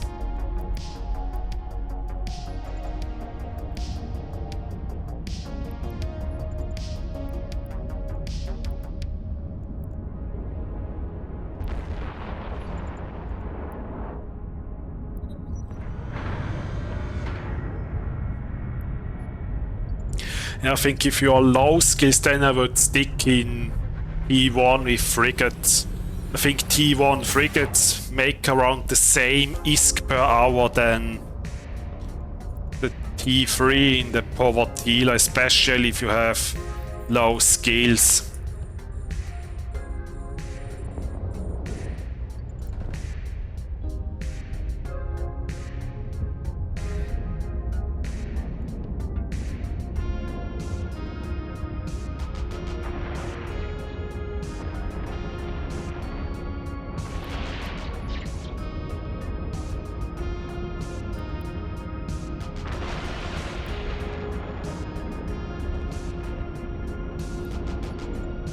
You're gonna go for some Ixians first because their guidance disruptors are very annoying. Having a hard time applying DPS here.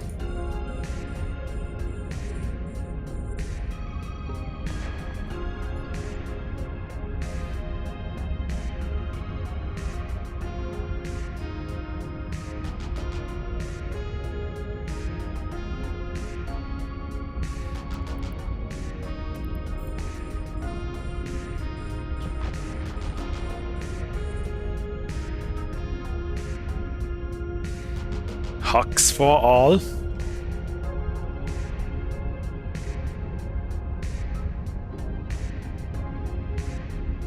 Does it make sense to swap rapid likes for heavy assault missiles? I don't think that makes sense because heavy assault missiles require much more CPU and power grid, and application without the web to smaller stuff like frigates isn't great either. So I would stick with rapid lights.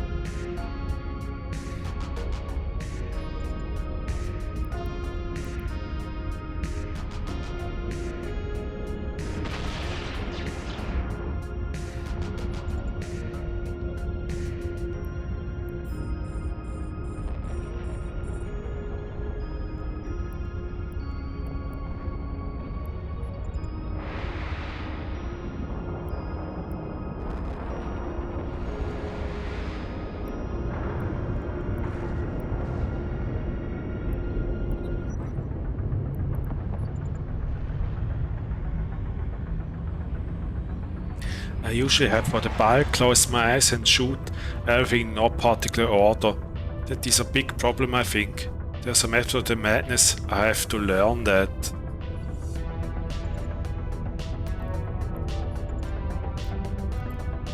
I think you should actually know what to shoot. Wow, and that was a great run. Look at that, 18.6 million. Top tier run. I like it.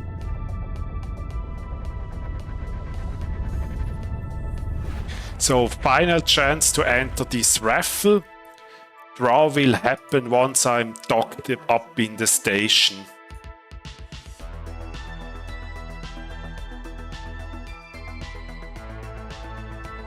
Exclamation mark raffle 210 million ISK.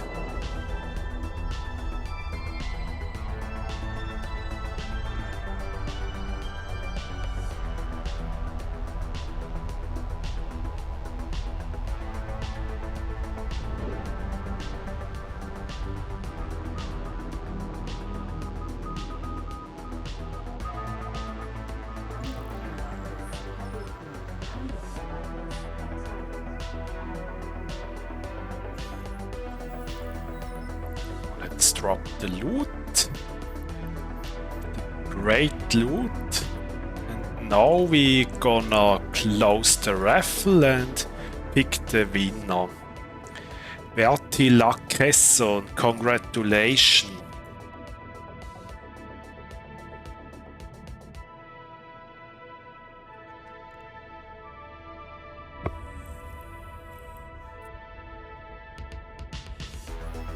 Here are your 210 million ISK.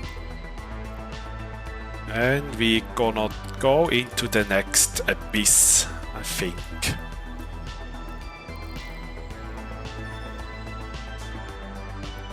Congratulations for winning.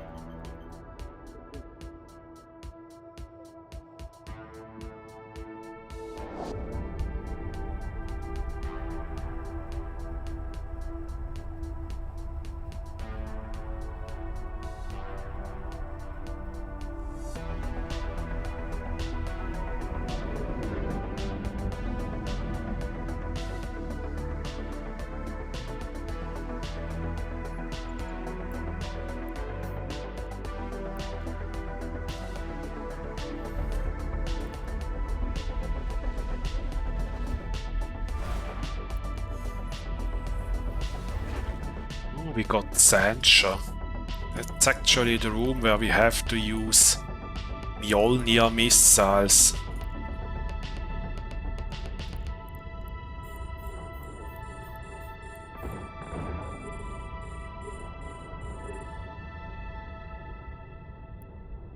Against Sancha it is important to keep transversal up to the knight, especially minus 50%. Because it will hurt a lot.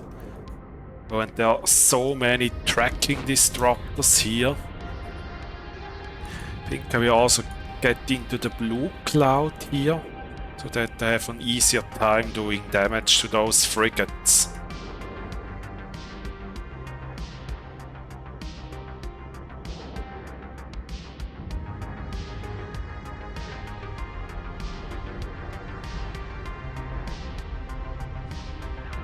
I'm sure there will be more giveaways later today.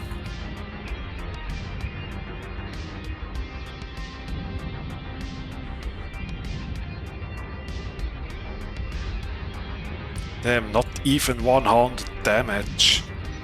But I'm getting into the blue cloud, so I should be able to apply better now.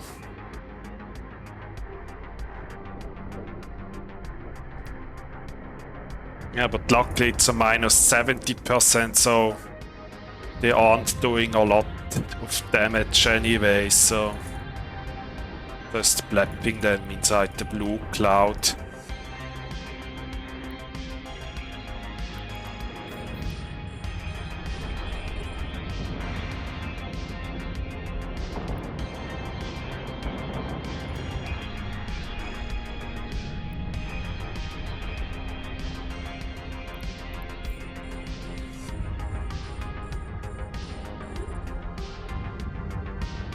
I'm even having full damage inside the blue cloud without any web on those frigates.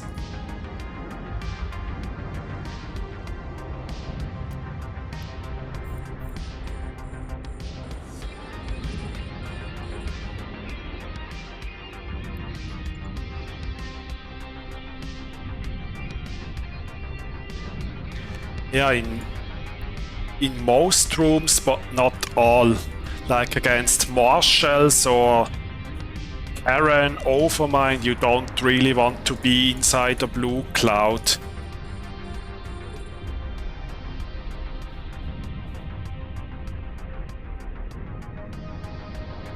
But in that room with this many frigates, it's just fine.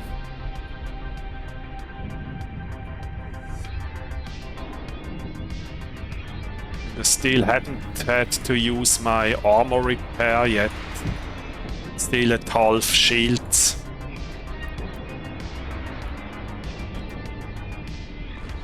Let's go for the knight.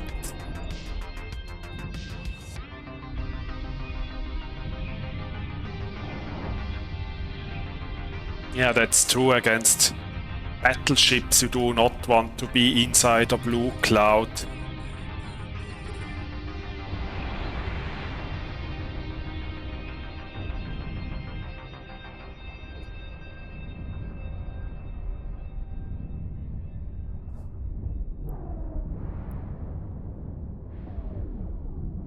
The fit costs around 600 million ISK.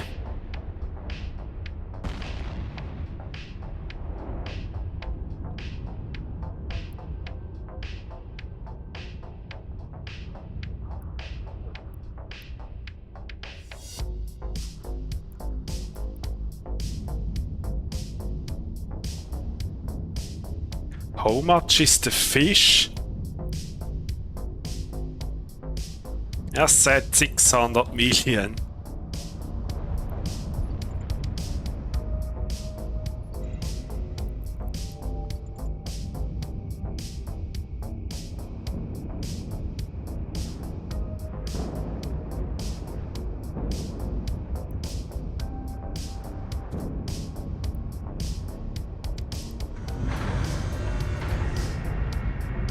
Yeah, we had the censure room and I didn't have to use my rep for one cycle.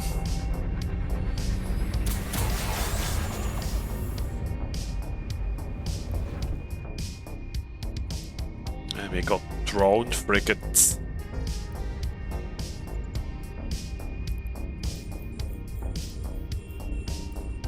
Minus 70%, they are even easier because they come even closer to me, closer to the smart bomb.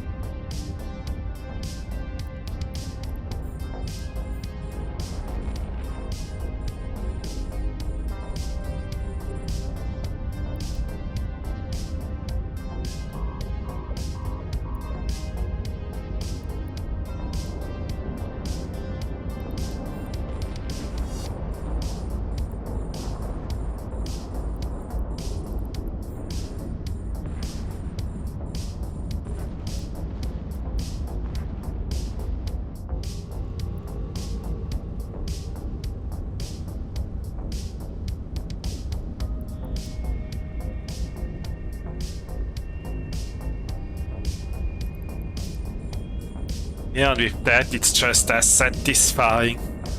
Like they are almost gone already.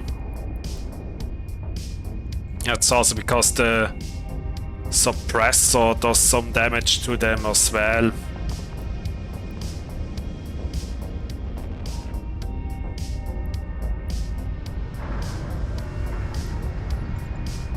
Yeah, but Ikitursa with the large smart bomb does even more damage to those drones.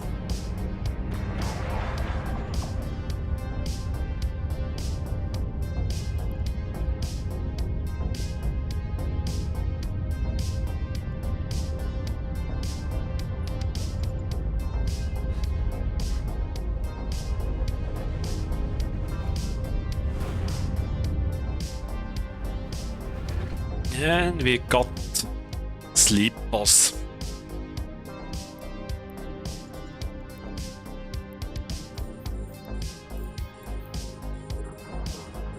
Let's kill those wardens first, because they come the closest, and then we go for the fire watchers.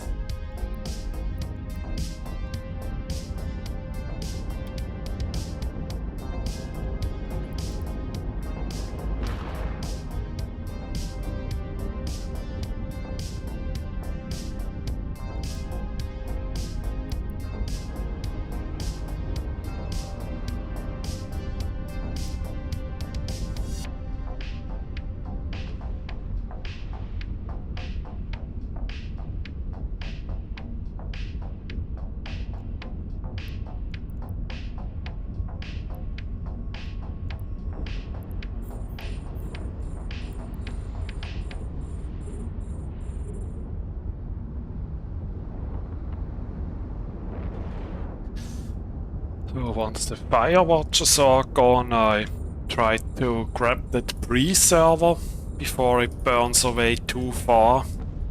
Because they like to burn away very far, those pre-servers.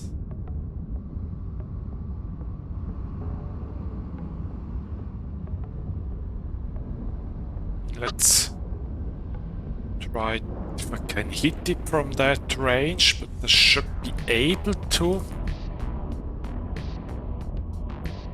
Yeah, it hits, it doesn't do a lot of damage.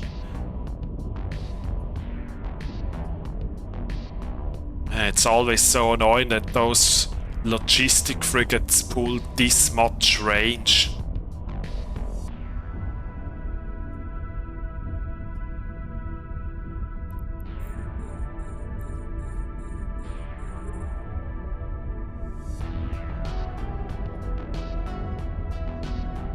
Come on.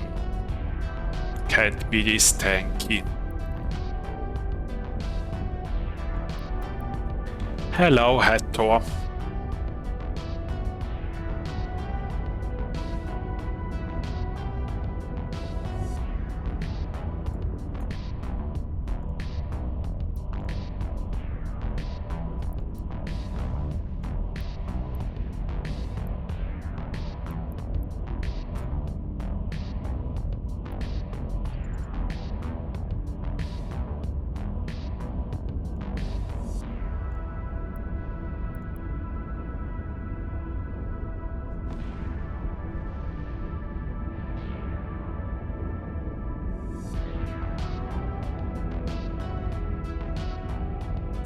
The last cruisers, and we made 44.1 million.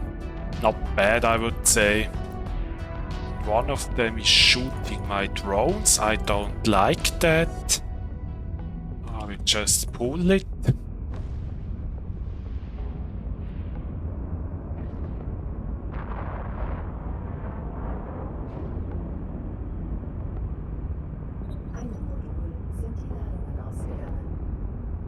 I have to reload.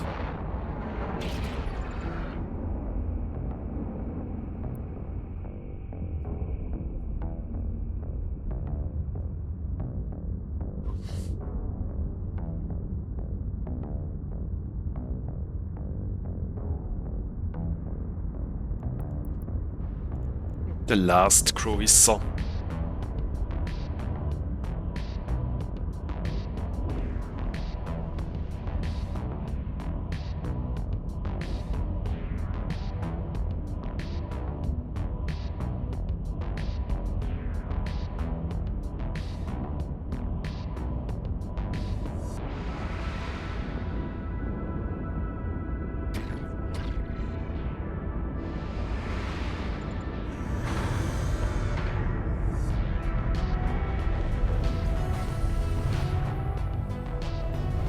Let's stock up.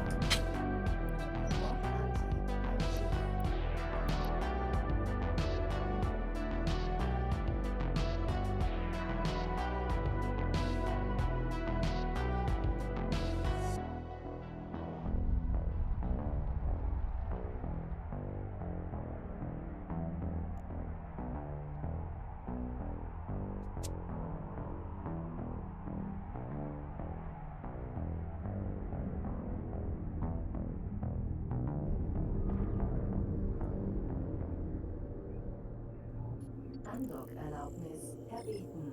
Andockerlaubnis erteilt.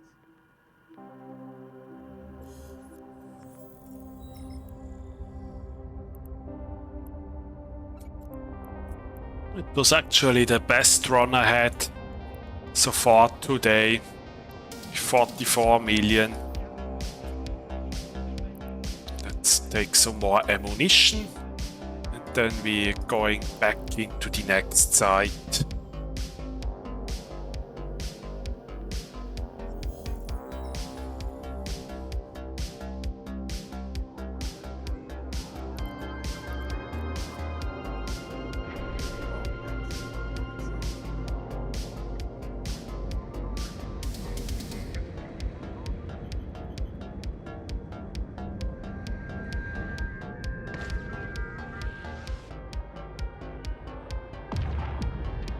So 90 million, is that the amount of loot or just the profit? Yeah, because if that is the amount of loot and if you subtract the filament cost, then it is indeed really sad.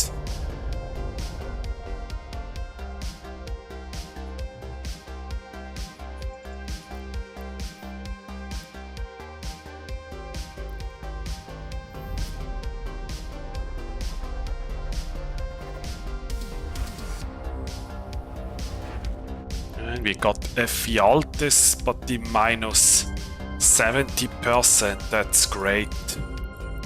Let's take the frigates and newts out. So I start with those newts and I kill the frigates because Smart Bomb won't break their remote repairs. And while I kill the frigate, the smart bombs will damage those cruisers, which speeds the room up a little bit.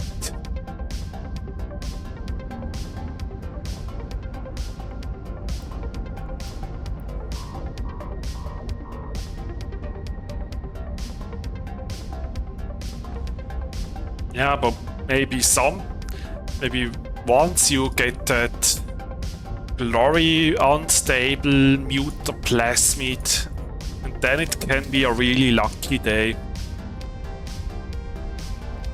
Like if you watch YouTube shorts, then you might have seen that one where I showed how I looted like a 2 billion muter plasmid in a T5 exotic. The glorified unstable web muter plasmid that I ended up selling for over 2 billion in Cheetah. Was actually great.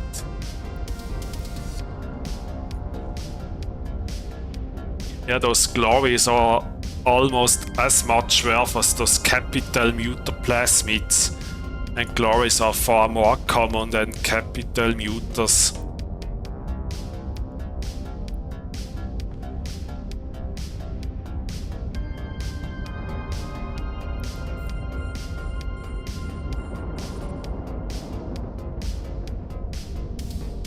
Hello.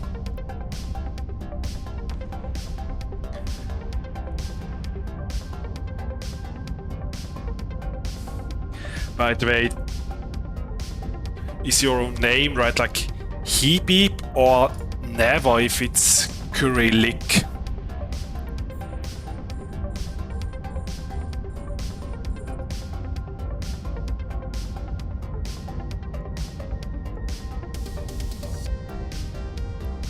Let's lowboard towards the cache.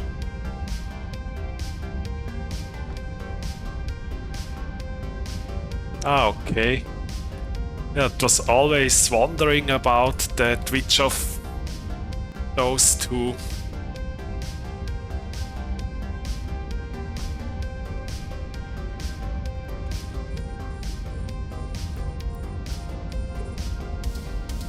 You're welcome.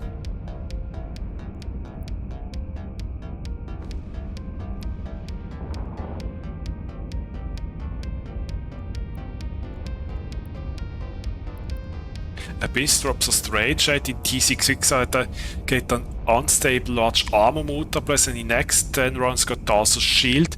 Yeah, I sometimes get that two like shield muter plasmids in firestorms or AB muter in electricals. In some rare case it happens that you get muter plasmids that are you not supposed to get.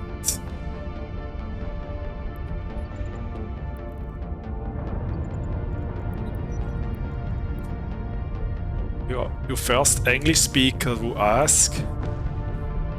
Okay.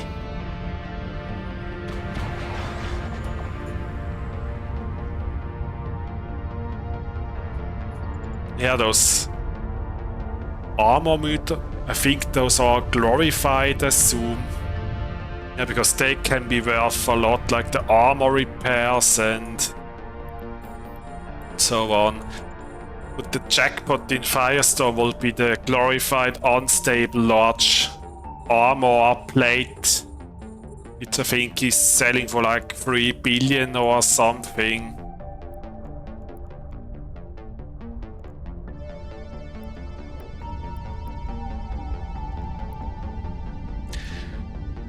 Yeah, I've gotten a lot of weapon upgrade, muter plasmic glories. But that glorified unstable large armor plate is still one I want to loot at some point.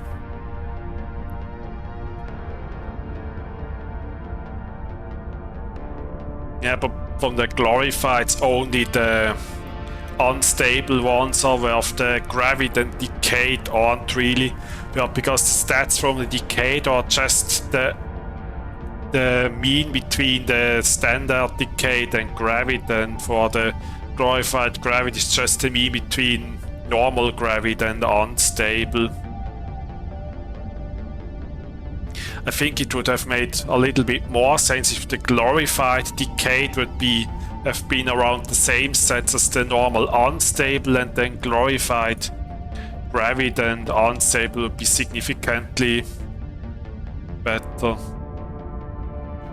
Well, you did get glorified capital shield boosts, glorified unstable or gravity, or which one were they?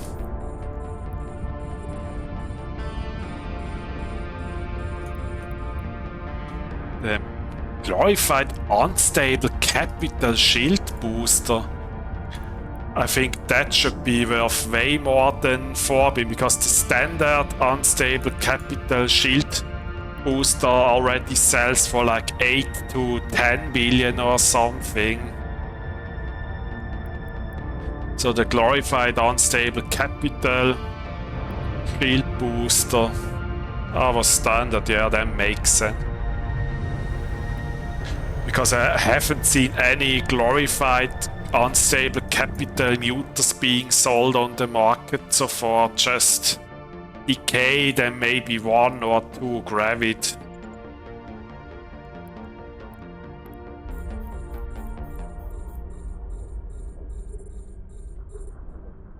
It was a year ago. Yeah, 1 year ago glorifieds didn't exist. They got added with the Revenant expansion in November. Was actually the first time since around 2020 they add something to the Abyss. Wow, 2 unstable and 1 gravity in 1 day. Yeah, that's insane. Yeah, that would have been probably around 20 billion or something, depending on how much you got from the sale.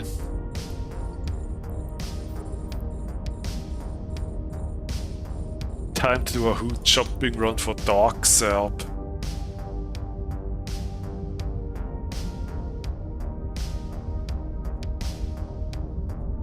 $10 billion 1 year ago. Wow.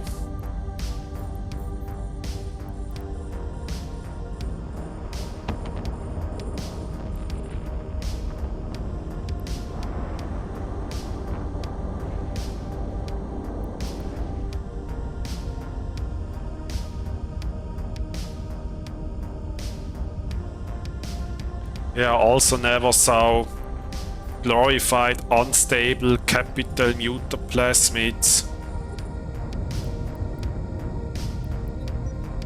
Only standard ones. And we got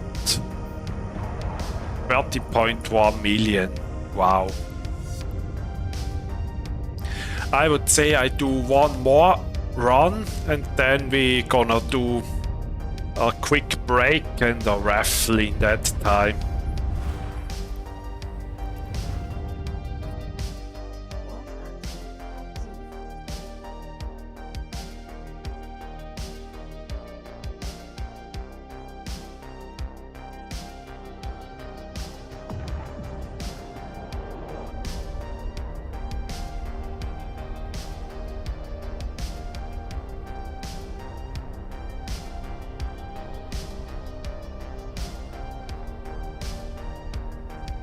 I really enjoy these Abyss runs, and it's also a lot better when you talk via the microphone.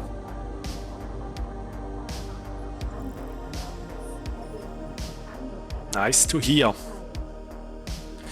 So 1 more run and then we're gonna do a raffle. And then once those trucks run out, then I will switch to the Phantasm. So ammo should be fine. Round 2. Let's repair. Nothing to repair. Then we go into the next site.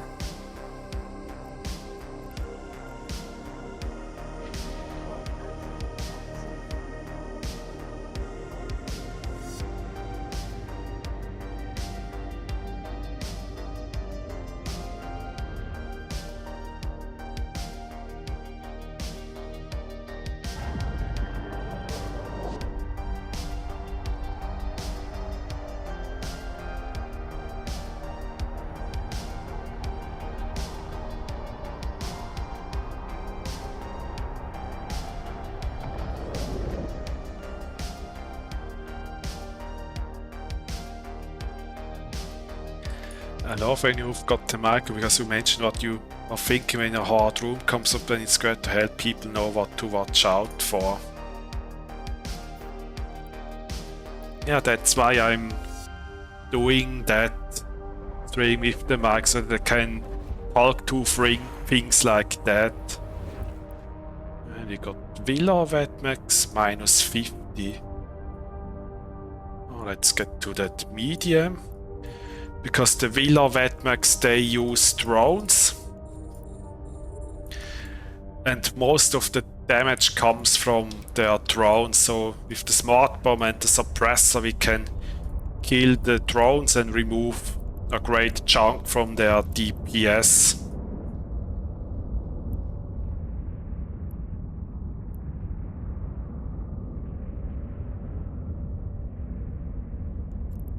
Let's load range, and then we go for the Wetmax, while the smart bombs do damage to the frigates here.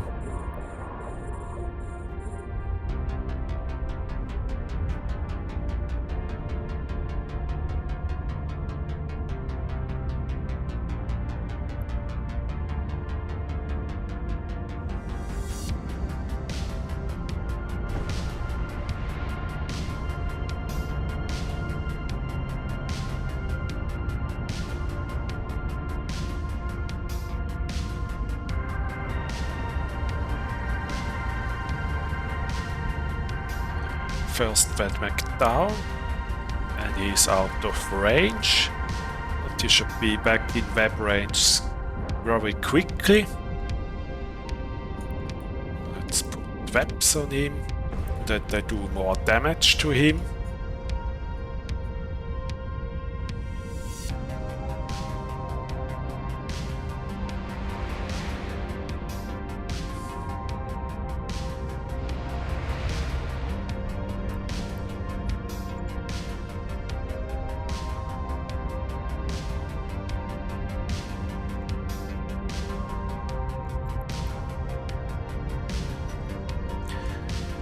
It's also interesting that Damaviks, are they shooting? No, they aren't. That's interesting. Looks like he minus 50% and only the Starving Wetmax doesn't shoot, but the Damaviks are also not shooting me at all. Interesting.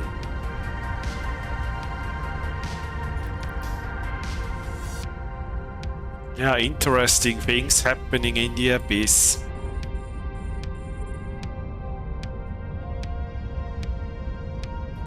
Is there a Deathless fit Gila in T5 these days? Yeah, if you want Deathless T5, then take a Gila fit that is supposed to do T6 and do T5 with it. Yeah, a lot of damage came from the drones, but Smart Bomb and Suppressor killed all of them, and so they stopped doing damage. Yeah, that's also true. Unfortunately, we don't have CC up all the time anymore. Because if that was the case, then I would have told you just take that fit, go to CC until you can run without dying, and then yeah, do it on TQ, but that's unfortunately not the case anymore. Yeah, you still need some practice and so on. And you got the Vialtes plus Blue Cloud. I think I will just fly into the Blue Cloud so that I have an easier time doing damage to them. Also, minus 50% Smart Bomb doesn't help you a lot because they stay outside of Smart Bomb range most of the time. So there's not much point in using the Smart Bomb here.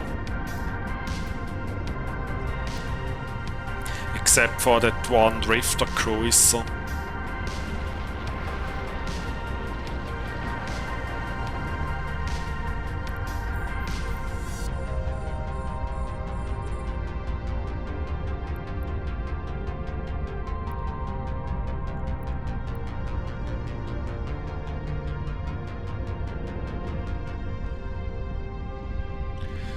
Yes, if you get 3 times the overmind, then you will run out of time.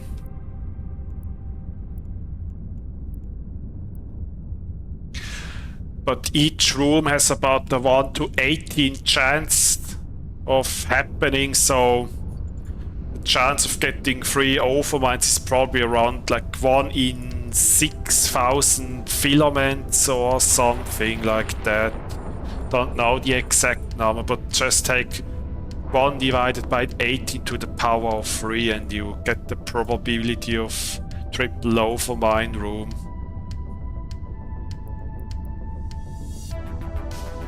And here we have 2 extraction nodes very close to each other, so I think I will just grab those.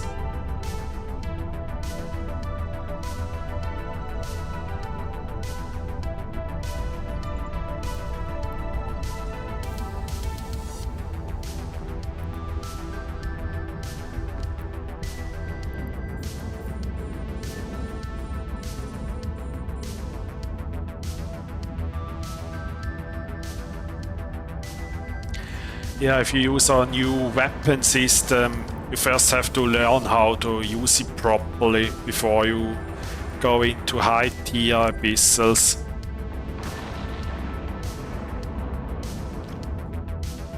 Yeah, it's true.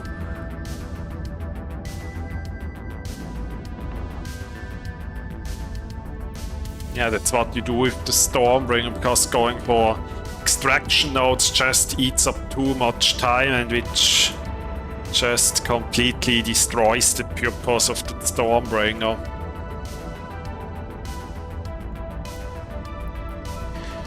Yeah, while I was testing that exotic fit on Sissy, I had a run that only took 4 minutes. In some cases it can be very quick.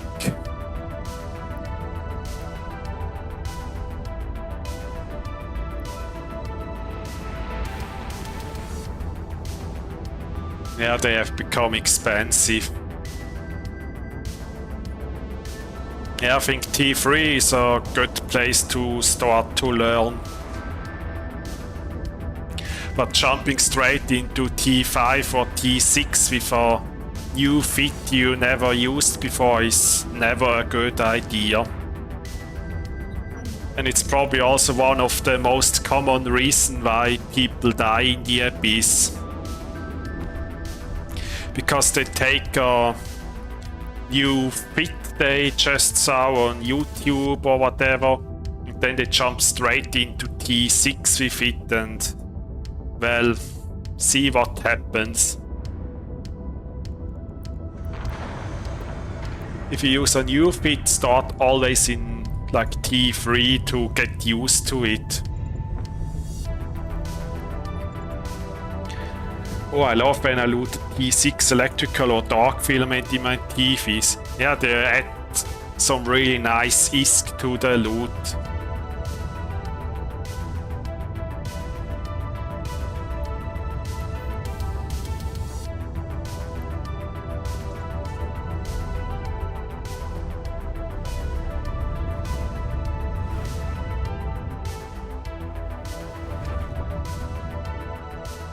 Are the reliable fits for Firestorm that isn't triple box? Yeah, I think if you talk about T5, there are some Gila fits, Ishtars. Will be nice if CCP adds some drone damage implant or some gunnery in for Stormbringer. Yeah, that would be nice. I think with the Equinox expansion they changed it that the Pyrolancer and those Halcyon boosters affect Wartons, but it would be nice if they also add some auto implants. Yeah, I agree.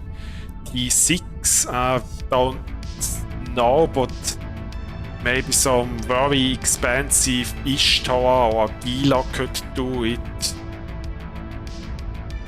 I posted a fit of a Gila on YouTube, but that will run out of time if you get 3 times Deep Watch, because they just take too long in Firestorms. Like 8 minutes in -50%. Yeah, there are drone damage implants, but they are very expensive, as far as I know.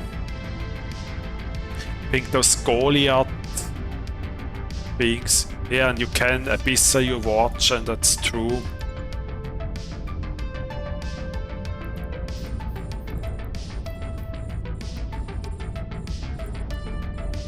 But the muters are very expensive for them.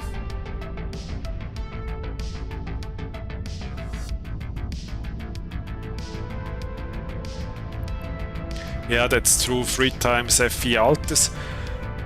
But they take around 6 to 620, I think.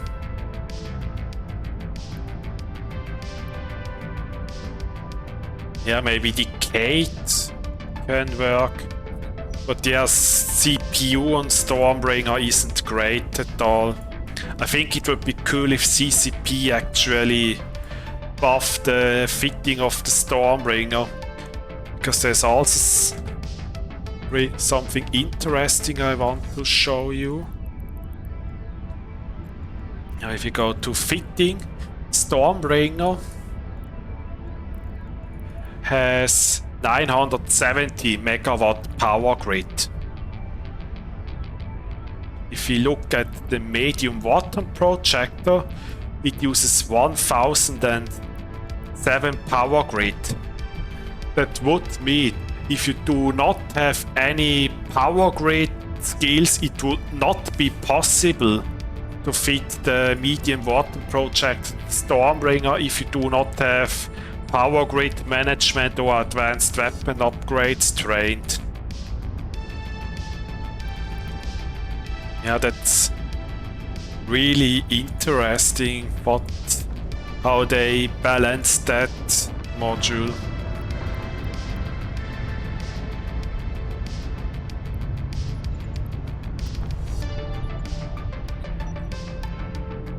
Yeah, for Stormbringer that's true.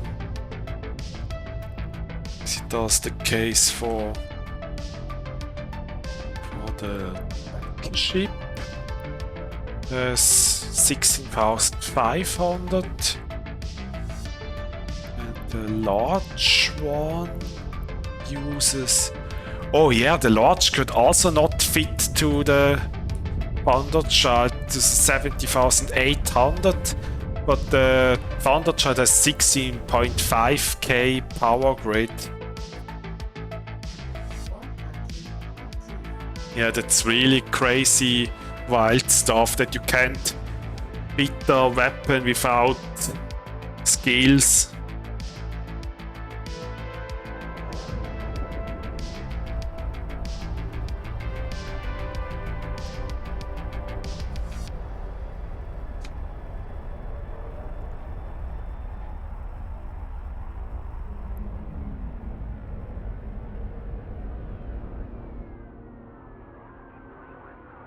Yeah, it's real wild stuff with the Ingame ships. So then let's drop off that loot and we're gonna do a raffle, I would say. What do you think? So let's close the previous one and then we start the new raffle.